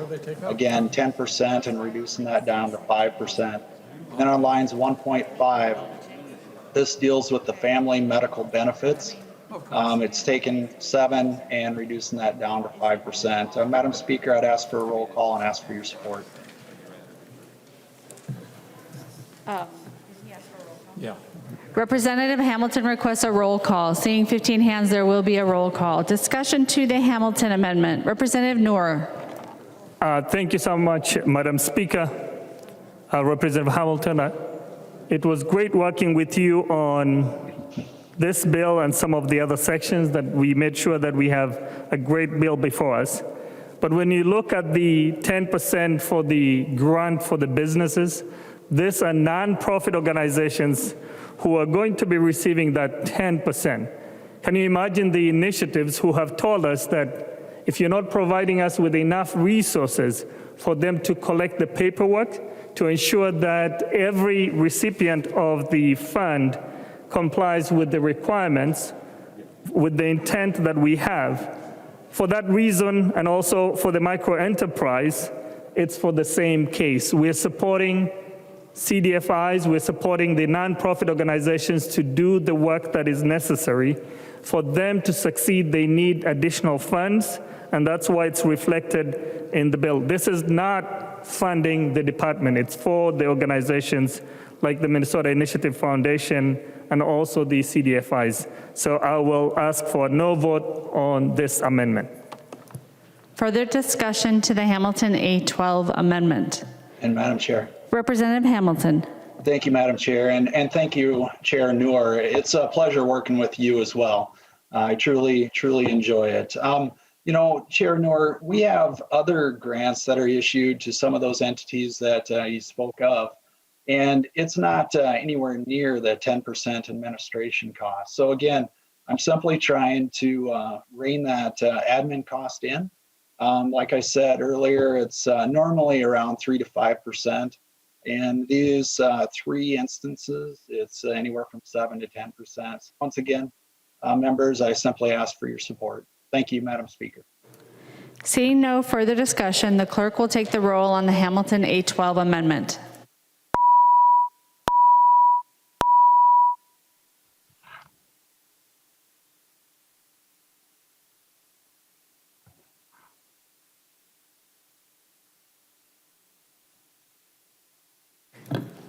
Members voting remotely, please vote.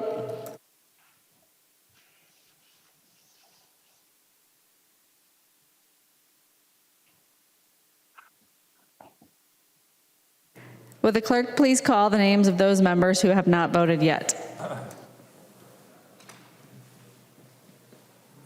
People are catching on, we're only having like 15 or 16, that's good. That is good. Really we good. can have a tutorial on technology. Good for you, thank you. Davids. Davids votes aye. Davids, aye. Green. Green, aye. Green, aye. Grossel. Grossel, aye. Grossel, aye. Hassan. Hassan. Hausman. Hausman, no. Hausman, no. Heinrich. Heinrich, aye. Heinrich, aye. Lee. Lee, no. Lee, no. Lilly. Lily, no. Lilly, no. Mueller. Mueller votes yes. Mueller, aye. Pryor. Pryor, no. Pryor, no. Scott. Scott, aye. Scott, aye. Thompson. No. Thompson, no. The clerk will close the roll.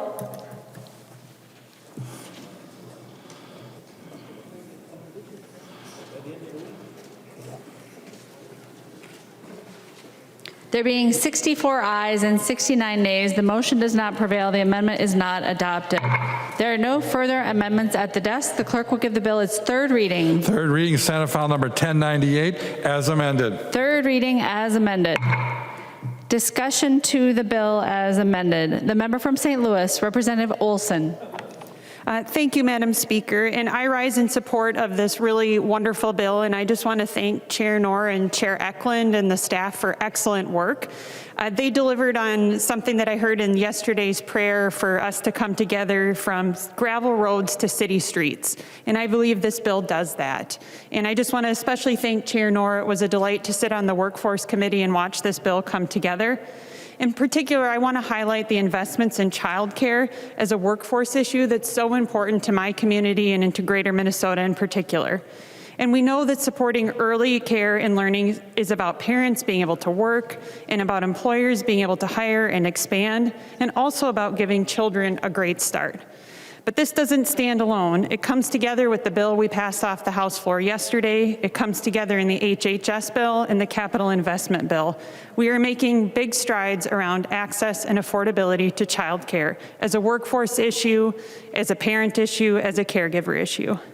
But not only that, this bill does so much more. It brings paid leave to make sure that caregivers can be the best part of their start to their early critical weeks of life for their children, earn sick and safe time to make sure workers can stay home and snuggle a loved one when they're sick or care for an aging parent.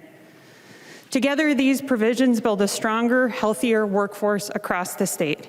This bill would positively impact what it means to raise a family in Minnesota, what it means to have work with protections, and what it means to deliver on a Minnesota where everyone can thrive. With that, members, I ask for a green vote. The member from Hennepin, Representative Greenman. Thank you, Madam Speaker. I rise today in support of this bill, and I'm really proud of it. I've had the privilege of being on both Chair Noor's Workforce and Development and Business Development Committee, as well as Chair Eklund's Labor and Veterans Committee.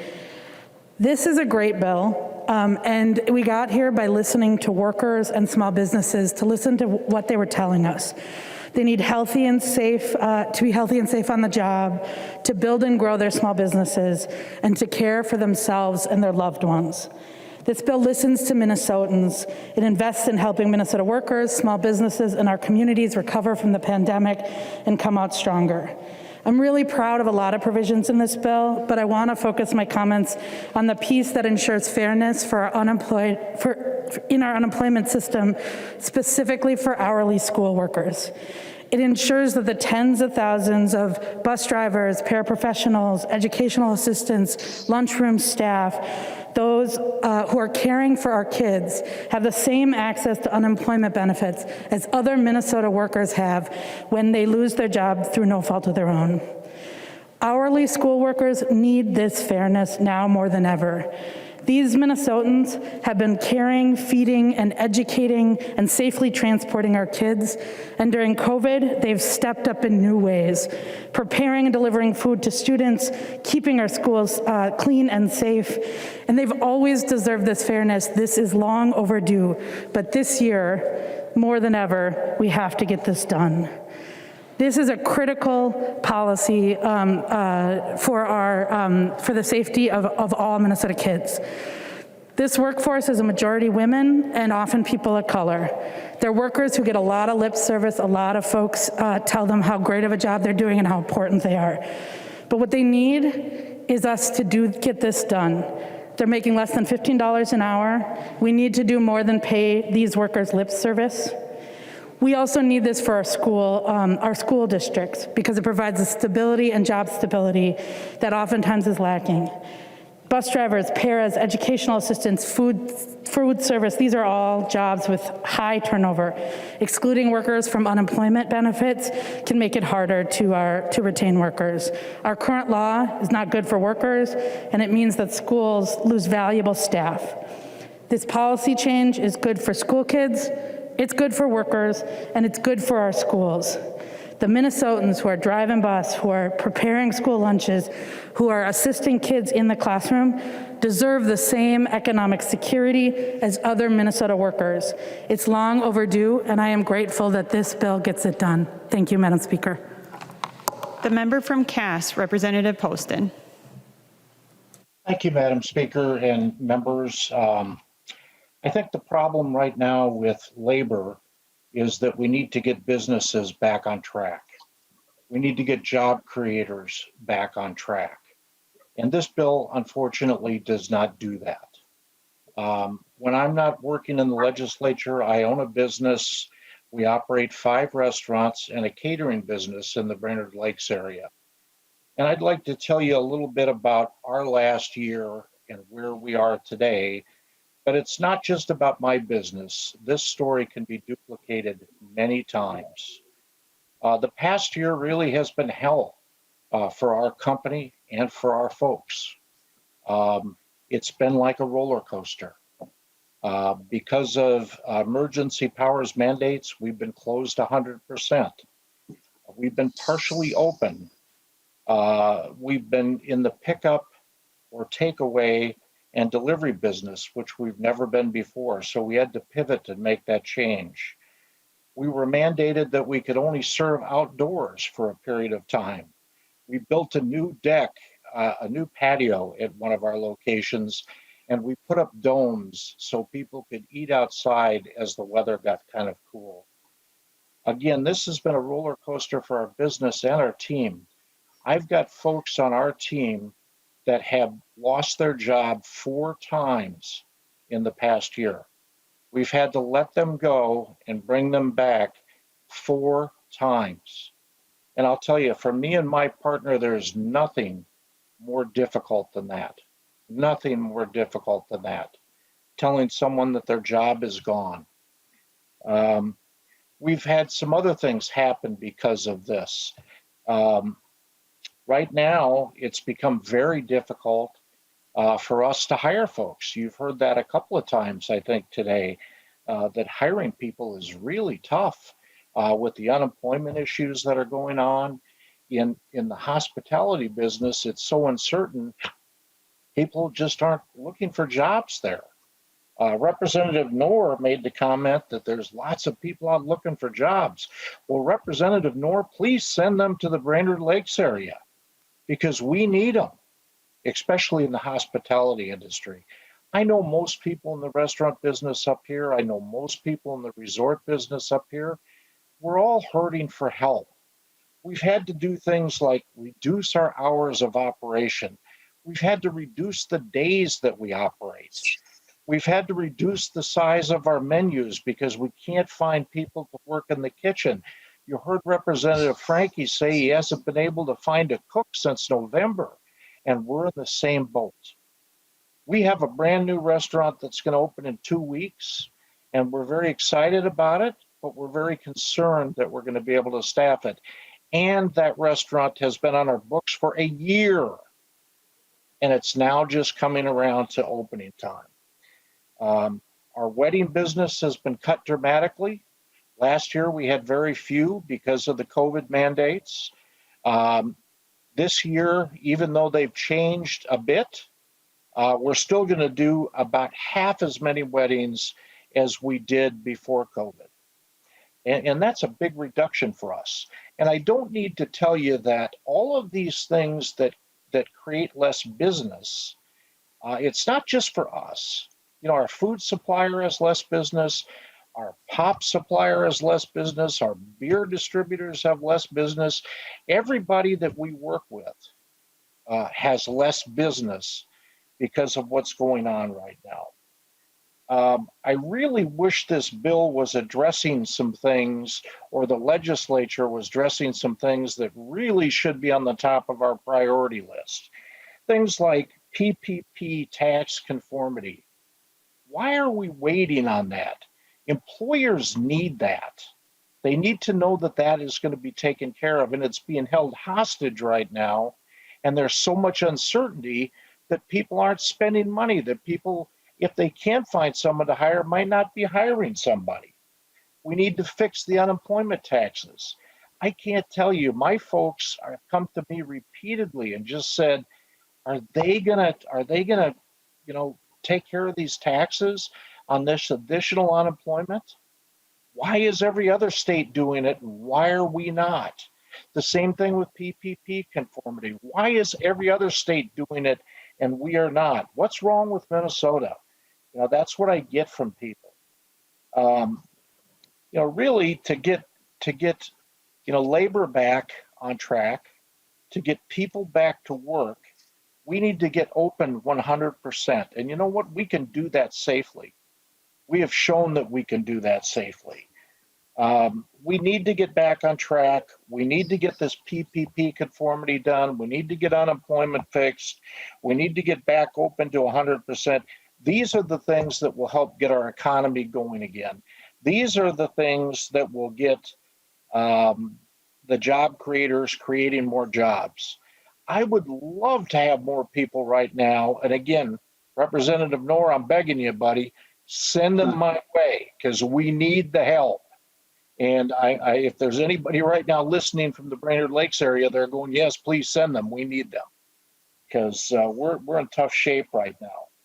So, you know, Madam Speaker, all I'm saying is there seems to be some things that are much bigger priorities, much, much more important that we can do for businesses, that we can do for labor, that we can do for employees right now. And it seems like we're focused on a bill that, you know, it has some good things in it, but, you know, it's creating more mandates. It's creating more chaos for business at a time when we least need that. So please, let's get to work on these issues. Let's get our businesses back open. Let's get this economy going again. Thank you, Madam Speaker. The member from Ramsey, Representative Zhang. Thank you, Madam Speaker. Members, I'm proud to support this omnibus bill. I want to thank Chair Noor and my Republican colleague, Representative Hamilton. As we find ourselves in the worst global pandemic in 100 years, which is layered on top of bad economic conditions, a bold bill such as this is necessary to right our ship so we can continue to sail forward confidently into the future. There are so many great things in this bill that will help uplift our communities and spur greater economic activity. But I will highlight a few things. The omnibus bill provides over $75 million in new spending to help small businesses that are struggling, including $50 million in emergency grants. That could be the difference in hundreds of small businesses in Minnesota surviving in the next few months. Such an investment will help keep so many of our great businesses above water. It's essential that we support the lifeblood of our communities. In particular, this will help shore up so many local BIPOC businesses and help sustain them in these turbulent times.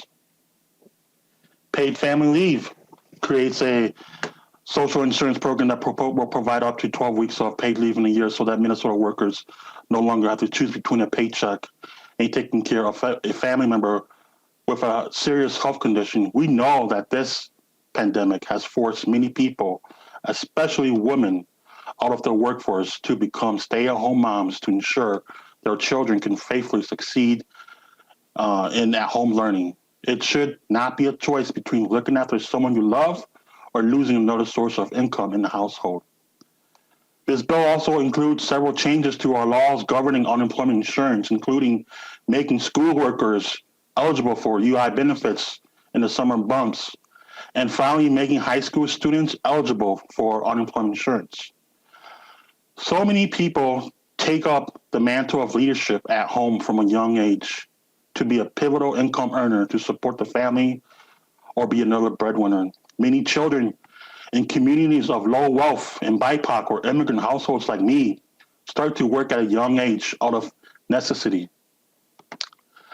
Whether it is the summer months or seasonal work, and whether they are going to school, these early years build the work ethic to sustain our future leaders and a new generation of young people who support our local economy. Due to this pandemic and through no fault of their own, a lot of our young people are out of work and they need support to help their families.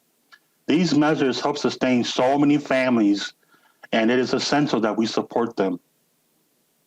This bill dramatically reforms the Workforce Development Fund instead of direct appropriations by the legislature to community organizations that make a presentation to legislative committees, this bill frees up more than $65 million for competitive grants to these and other community organizations that can demonstrate they can train disadvantaged workers for good jobs.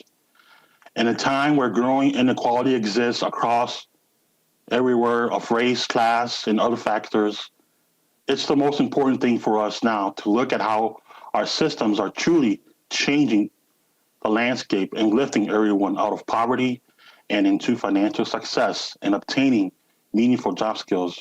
We must be able to support and improve on the ways our partners do their work to ensure that the best options in community exist for those who need help the most. In many ways, this bill changed the ways we do businesses and also spurs economic growth while supporting all Minnesotans towards a brighter future together. I can't be more prouder and more enthusiastic in supporting this bill forward. Thanks to everyone who made this bold plan possible. This will truly infuse new life and energy to our business and workforce sectors. Join me in supporting this bill. Thank you, Madam Chair, Madam Speaker.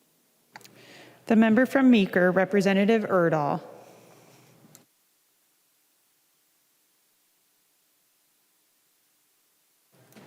Thank you, Madam Speaker and members. And companies that received Minnesota Infrastructure Fund grants were supposed to create a certain number of jobs within a certain time period. The pandemic made that impossible. Would Representative Noor yield for a question, please? He will yield. Representative Erdahl. Thank you, Madam Speaker. Representative Noor, is the Minnesota, the MIF Fund, the Minnesota Investment Fund grant extension in this bill? Representative Noor. Thank you, Madam Speaker. Yes, it's included in the bill for the businesses that have been impacted by the COVID-19 pandemic. Representative Erdahl. Okay, that was a very important provision. I'm glad that's done. Thank you. The member from Dakota, Representative Richardson. Thank you, Madam Speaker. I want to start first by thanking Chair Noor, Vice Chair Zhang, committee members, and staff for all their commitment and work to bring this bill forward. I want to take a moment to lift up the paid family and medical leave provision of the bill. Members, at some point, the majority of us and Minnesota workers are going to have to take some time away from work to care for a new child, a family member that is sick, or to recover ourselves from an illness. Caring for others and receiving care is an essential part of our humanity. And unfortunately, the reality in our state right now is that for many Minnesotans, this is not that simple. What the current data tells us is that disproportionately, who gets left out of paid family and medical leave programs are most often those families who are facing the most economic insecurity within our state. Who's most likely to be left out? The lowest paid Minnesotans are disproportionately left out of paid family leave programs. Black, Indigenous, Latinx workers and other workers of color are less likely to have access. And women are also facing deep disparities when it comes to access to paid family and medical leave programs. The majority of Minnesota workers cannot afford to take time off work without pay. And without access to wage replacement, workers with serious health conditions put off treatment or return to work sooner than recommended, jeopardizing their recovery and long-term health. There is an unfortunate and also an unacceptable legacy in this country of inequities and occupational segregation that has resulted in uneven safety nets. In fact, when the Social Security Act was passed, there were exemptions written into law that did not allow farmers or domestics to participate in the Social Security program. And as a result, 65% of Black people across the country were ineligible for Social Security benefits. Today in Minnesota, we continue to see inequities in who has access to the safety net of paid family and medical leave and those who do not. Our current system serves only to deepen unacceptable and damaging disparities and inequality across our state. Right now, the safety net that we have, there are holes so large that Many of our hardworking and lowest income family members, our families are falling through. In the midst of a global pandemic, it's become more clear illness can strike at any time, and families, just like businesses, need safety nets. And as a state and as a nation, we've acknowledged and we've invested in our small businesses to extend needed safety nets, whether it's the work that we did here at the legislature, at the state level, or at the federal level with the payroll protection loans to support small businesses. We recognize small businesses as the backbone of our communities and our economy. And as policymakers, we have said to the businesses, you are worthy of support and you are worthy of a safety net. And members, we cannot forget or ignore the people who power the businesses in our community. Surely employees deserve a safety net when they are sick or caring for a new child or a loved one. Let's not continue to make the mistakes of the past. We have an opportunity to be fair, we have an opportunity to be equitable, and we have an opportunity to ensure our safety net supports women, the Minnesota workers who earn the lowest incomes, and BIPOC Minnesotan workers as well.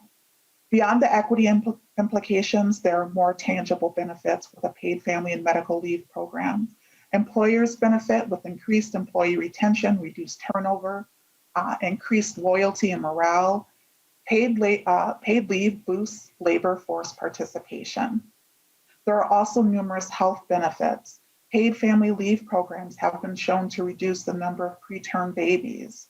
It's also been shown to decrease low birth weight babies as well. There's also research on how paid leave impacts elder care. Family caregivers are one of the most important factors in allowing seniors to age in place. And research has found that paid family leave programs reduce nursing home utilization rates by 11%. A similar drop here in Minnesota could yield an estimated savings of $62 million. There are also economic benefits for families, and it also serves to reduce reliance on public programs. Women who have access to paid leave are 93% more likely to be in the workforce 9 to 12 months after a child's birth than women who take no leave. Minnesotans want to work and they want to take care of their families. And the paid family leave provision in the bill can help make that a reality. Members, please vote green. Thank you, Madam Speaker. The member from Beltrami, Representative Bliss. Thank you, Madam Speaker. You know, I heard somebody say this morning that this is a jobs bill. This is a jobs killer, members. I've heard from many business owners and job creators in my district. They have serious concerns about this bill. There's absolutely no provisions in here for job creators. Most of what you heard as a description of the bill was that employees must or employees cannot. Employers must or employees cannot. Members, I'm a small business owner. I have a small, very small family business up north. I might be what you call a micro-employer. And when I bought this business, it was a struggling business. I had to work a second job just to be able to keep the doors of my business open. During this time, I was able to afford to hire 1, 2, 3 employees. I worked with my employees. I had their best interests at heart.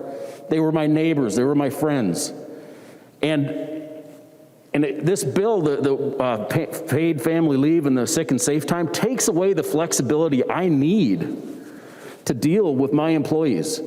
Not once, members, did I ever deny them a day off.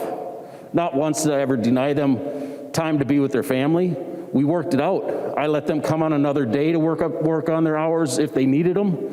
Otherwise, I took up the slack.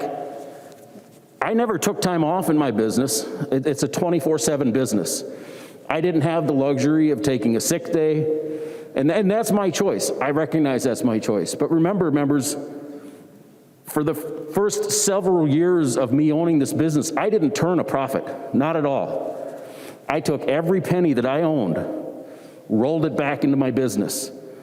I've owned this business. This is my 21st year owning this business now. I'm safe. I can run a business now. I actually turn a profit, which is nice, let me tell you. During the time of the lean years, I was still able to employ not several, a few of my local residents in the area. My town is 52 people. I think that's a stretch myself. That sign hasn't changed for 40, 50 years. I don't know where they came up with that number. But there may be only 2 or 3 eligible people to be my employees. I need to make sure I take care of them. And this bill, again, just takes away my flexibility. And I have a question. Why was there a carve out for certain industries in this bill? Let me tell you why. It's my suspicion that they got to the majority, lobbied them, and let them know that there was going to be severe impacts on their business. Guess what? They're not alone. It's going to hit all of us. Businesses can also already offer this benefit to their employees. And I'm sure a large number of them do. And we heard from small business owners that came into our committee and said they've increased their employee satisfaction. They did all this. That's great. That works for them. It does not work for everybody. I'm a micro employer. It would not work for me. And guess what? I'm not a unique situation. Other job creators that start a business, I would bet a vast majority of them have to keep a second job when they try to get their business up and running. And in order to do, if they have to have another business or a job to get their business up and running, they don't have the wherewithal and the capital for these extra benefits. They're going to be small. They want to take care of their employees. They're going to work with them. And my business creates life memories. I facilitate life memories. I own a small fishing resort. And I've got guests that have been coming up there for years. This is my 21st year, I mentioned. I've got kids that came when they were 5 years old. They're now bringing their other 5-year-old, or their own 5-year-olds' kids.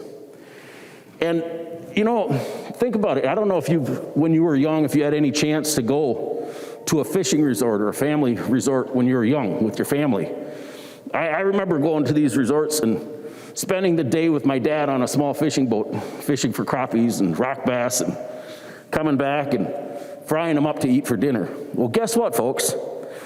This is a dying industry I'm in. Just a few years back, there was over 1,000 resorts in Minnesota. There's less than 600 now. Most resorts are small family-operated facilities like mine. We don't have the extra capital to put up with these extra business mandates you're doing to us. It's been said my business is a lifestyle, not a living. I don't do this for the money. I do it for the memories, the love of the job, and hope to be able to scratch out a little bit when I sell my place when I retire to supplement my income. This is just another nail in the coffin of this industry. And there seems to be a prevailing thought on the other side of the aisle that job creators have deep pockets. And I also heard, you know, when we describe our personal stories in committee, that there are good job creators, and the vast majority of them are good job creators, but there's the bad ones out there. We've got to get to those bad people. Answer this for me. What good does it do to beat the good small employers with a stick? What good does it do when you do that? How does it help the job creators? How does it help the employees when I can no longer afford to hire them? How does that help? And members, just think about this. The small businesses right now are struggling. We are struggling out there. This House has not yet taken up the PPP provision to help small employers that got this money just so they can keep their businesses open and keep people employed. And now we're taxing them on it, and we're holding it as a bargaining chip for the end of session. That's disgusting if you ask me. These people need that money right now. They don't need another mandate from the House of Representatives. Thank you, Mr. Speaker. The member from Goodhue, Representative Haley. Thank you, Madam Speaker, and thank you, members.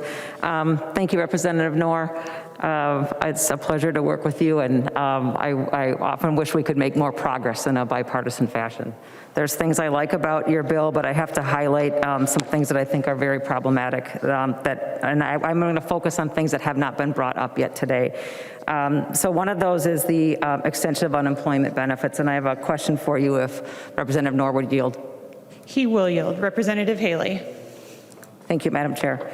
Representative Noor, the changes to the unemployment benefits in the bill, were they approved by the UI Trust Fund Advisory Council? And do you know the cost of that provision? Representative Noor. Thank you, Madam Speaker. Representative Haley, we do not have the UI Trust advisory recommendation on this. This is because of what we have learned throughout the pandemic. Those who have been excluded from the UI system, just to give you a quick example, when you look at the shared work, it's a quick example where we have a 12 months, we're changing that to 3 months. In fact, the federal government is reimbursing the state for the shared work. When you look at the reimbursing employers, especially for the hourly school workers who are predominantly reimbursing employers, they're getting funded by the federal government at 75%. When you look at the students that we're talking about and also the realignment, we do have a fiscal note from the department. I don't have the fiscal information in front of me, but that was included in the fiscal note for the UI. We will keep on working to make sure that some of the other provisions in the UI, which is the changing from the 20 to 60 days, does not have any cost. We're just extending the timeline, codifying the executive orders and making sure that we end some of the executive orders by September 4th, which is based on the federal funding, is included in this bill. So when you look at totality, these are things that are common sense. These are things that we can do, and we can achieve them through this bill. Representative Haley. Thank you, Madam Speaker. Thank you, Chair Noor.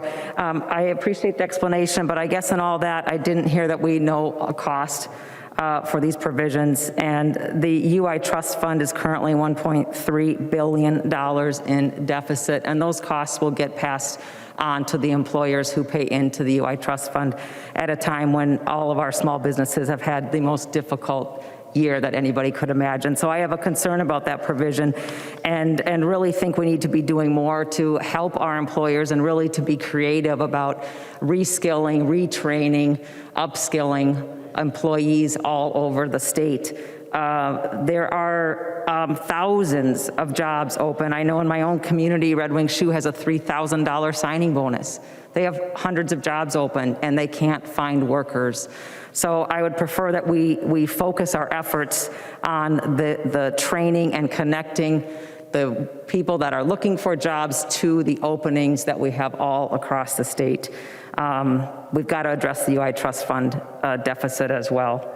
The other issue that I'm very concerned about in the bill is the mandate for essential worker emergency leave, and particularly how this will affect our hospitals. This provision was originally supposed to apply to employers who were impacted under the federal declaration called the Families First Coronavirus Response Act, which would mandate paid leave for people under the circumstances of having COVID-19 and needing to quarantine. But the way this provision is written in your bill, it does not allow these federal tax credit offsets and will affect most of our hospitals. This is very concerning to me at a time when our hospitals are struggling. Hospitals operate at a median operating margin of about 1.4%. And they have struggled during the shutdowns early in this COVID pandemic. So I think we need to look at a different way to support our hospital system and a different way to support our healthcare workers.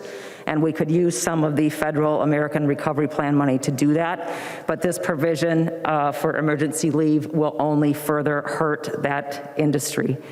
My last comment is just the enormity of the mandates in this bill. The paid family leave is $2.2 billion over the next 3 years. And we can't absorb the adding an entire new agency, frankly, to state government to do that. But the mandates on employers are just strangling at a time when we should be focused on an economic recovery. I also find it sad and ironic that our jobs bill does nothing to make a decision on PPP tax relief, and also doesn't even tell us when our businesses can fully reopen.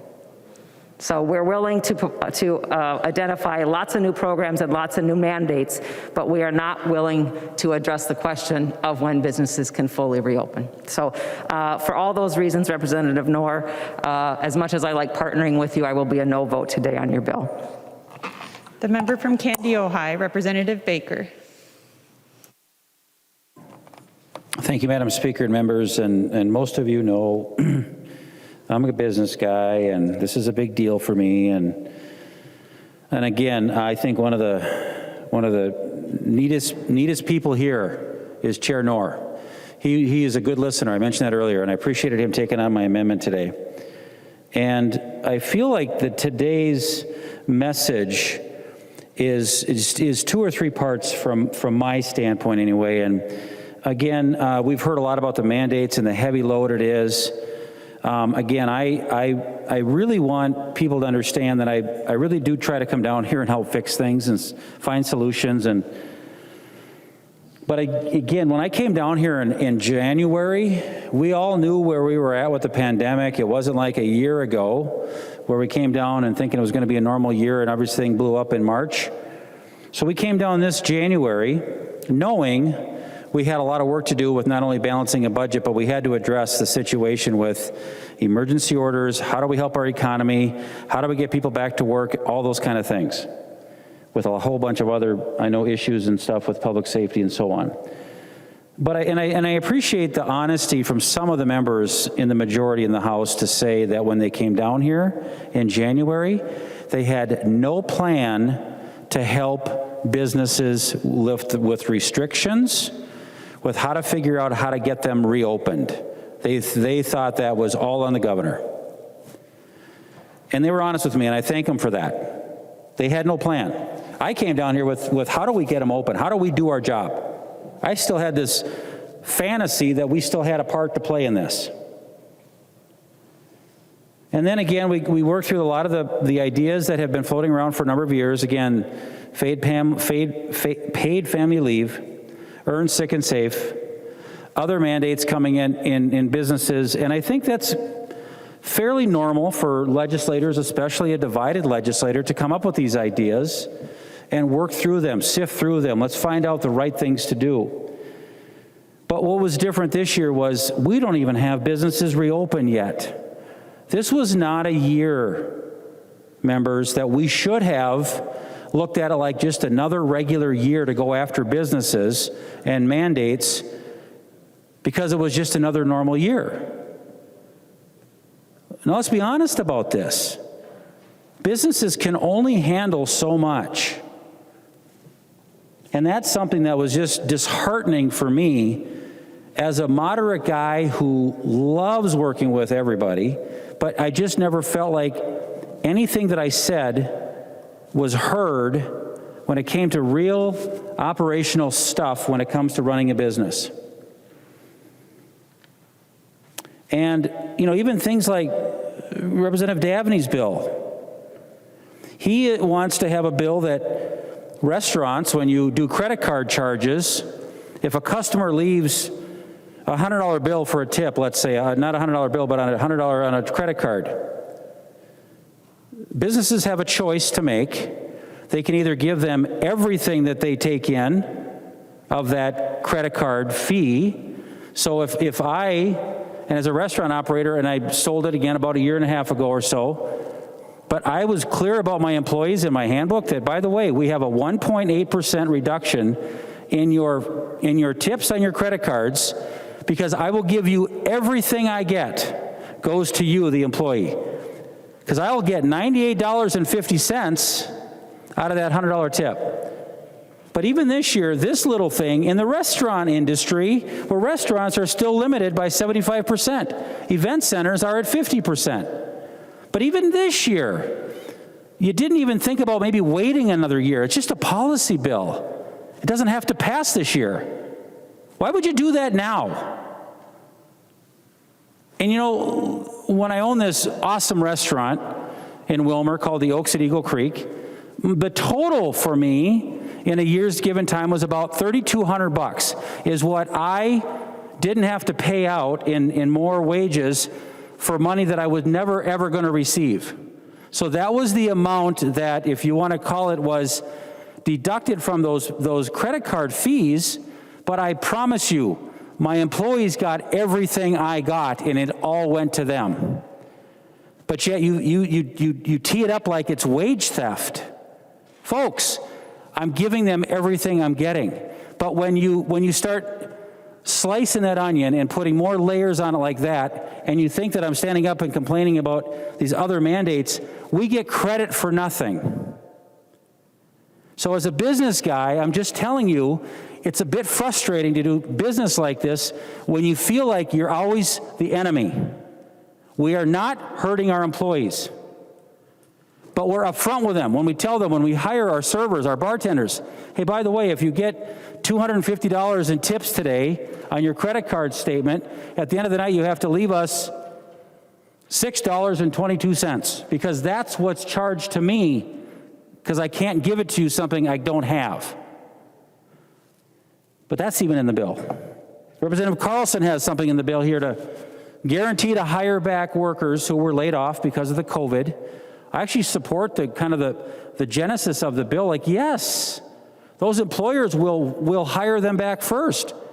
But the logistics of the bill were not clear. Because if they turn them down, how many times will they be turned down when they finally want to come back to work? Because right now, as you all know, government is incentivizing people to stay home if they're unemployed. And it's becoming a real challenge in the workplace. So this is a real issue that we're dealing with. I had the opportunity to have a meeting with Representative Richardson to talk a little bit about her paid family leave bill. And thank you, Representative Richardson, for taking the time. I really enjoy your calmness and your discussion parts. And we invited everybody on the Jobs Workforce Committee to have a bipartisan conversation offline, off committee, to just ask a bunch of questions. And one of the questions I had asked you was, why are you going for everybody, every single employer, from one employee, two employees, to the biggest? And again, I think you had a fairness question. You said everybody deserves that. You're right. Everybody deserves that. It would be fair to do that. But life just isn't fair, and business isn't fair. I wish I was an employer of 500 people. I could do my business a lot different. But to take it from 0 to 100 miles an hour overnight is unsustainable. You cannot do it. And so I just wish that we would have more honest conversations ahead of time about how we can really make something work, because a lot of employers are doing things like this that aren't getting any credit for. And I give you an example of this morning that happened to my business. I have a hotel. My night auditor was working last night. All 4 of her tires were slashed out in the parking lot. I've had the hotel for 16 years. I've never had an issue like that happen. It was found out that one of the guests staying with us slashed her tires, and he thought it was his old girlfriend's car. Mistaken identity. He admitted to it. He doesn't have any money. But anyway, what did I have to do? My manager calls me, Dave, here's the situation. Okay, well, I've got friends that own the Tires Plus. I called my tow truck guy. We got to help her out. She has no money to put on 4 new tires. So I called the tow wrecker, come and pick her up. The car's over Tires Plus. Within 4 hours, her car had brand new tires on it. It all went on my account, so I can take care of it so she doesn't have to pay anything, and we'll work it out later on. I don't get any credit for that. So I'm trying to explain something really basic to my dear friends on the other side. We're not bad people, but if you keep pushing us to a point where we don't want to be in business any longer, we'll go find something else. It's going to be just eroding at the folks that are actually job producers. And you want us to find people to give them a job, because then people are producing something versus someone who's not working and unemployed. Those are consumers. You're either a consumer or a producer. Everybody in this room is a producer. We all have a job. We all pay taxes. We all do that. But I'm just saying you need more of us so that we get more people working and consuming. We need more consumers to make our economy thrive. So this is just a hard bill to support. I want to. Really, I do. There's some good stuff in here. And finally, I just want to say one thing in closing, and that is, I think I just want to just say how frustrating it has been to be a Republican here, a business owner, and I'm trying to get the attention of someone that actually sits on the other wing over there in the executive branch in the same building here. So Governor Walz, my name is Dave Baker. I'm a state representative from Willmar, Candioi County, and I'm a small business guy. And I'm dying to try to help you figure this out. I had a bill earlier this year that actually had a roadmap to try to get people back open again safely, that a lot of folks quietly over on this House, Governor, supported it. A lot of Democrats actually liked the idea. And it was going through Representative Pawlowski's committee, had a hearing, other bills were heard, and then as soon as the governor announced a couple of changes, everything stopped in its tracks. Nothing ever happened again. And that was so disheartening. So Governor, I'm here to help you. And in fact, you know, Governor Walz, when he came to office, I will tell you, I thought he was pretty good at what he was doing, because he called me, Chair Torkelson, and a few others, because he said, I need help on making a decision on MNLARS. He inherited a horrible problem with MNLARS. And he called a few of us that have been deep in the MNLARS situation. Tell me what you think we should do. And we did. I was amazed at his bipartisan approach. He listened. He was looking for feedback. I was grateful. That's the last time I've ever talked to Governor Walz.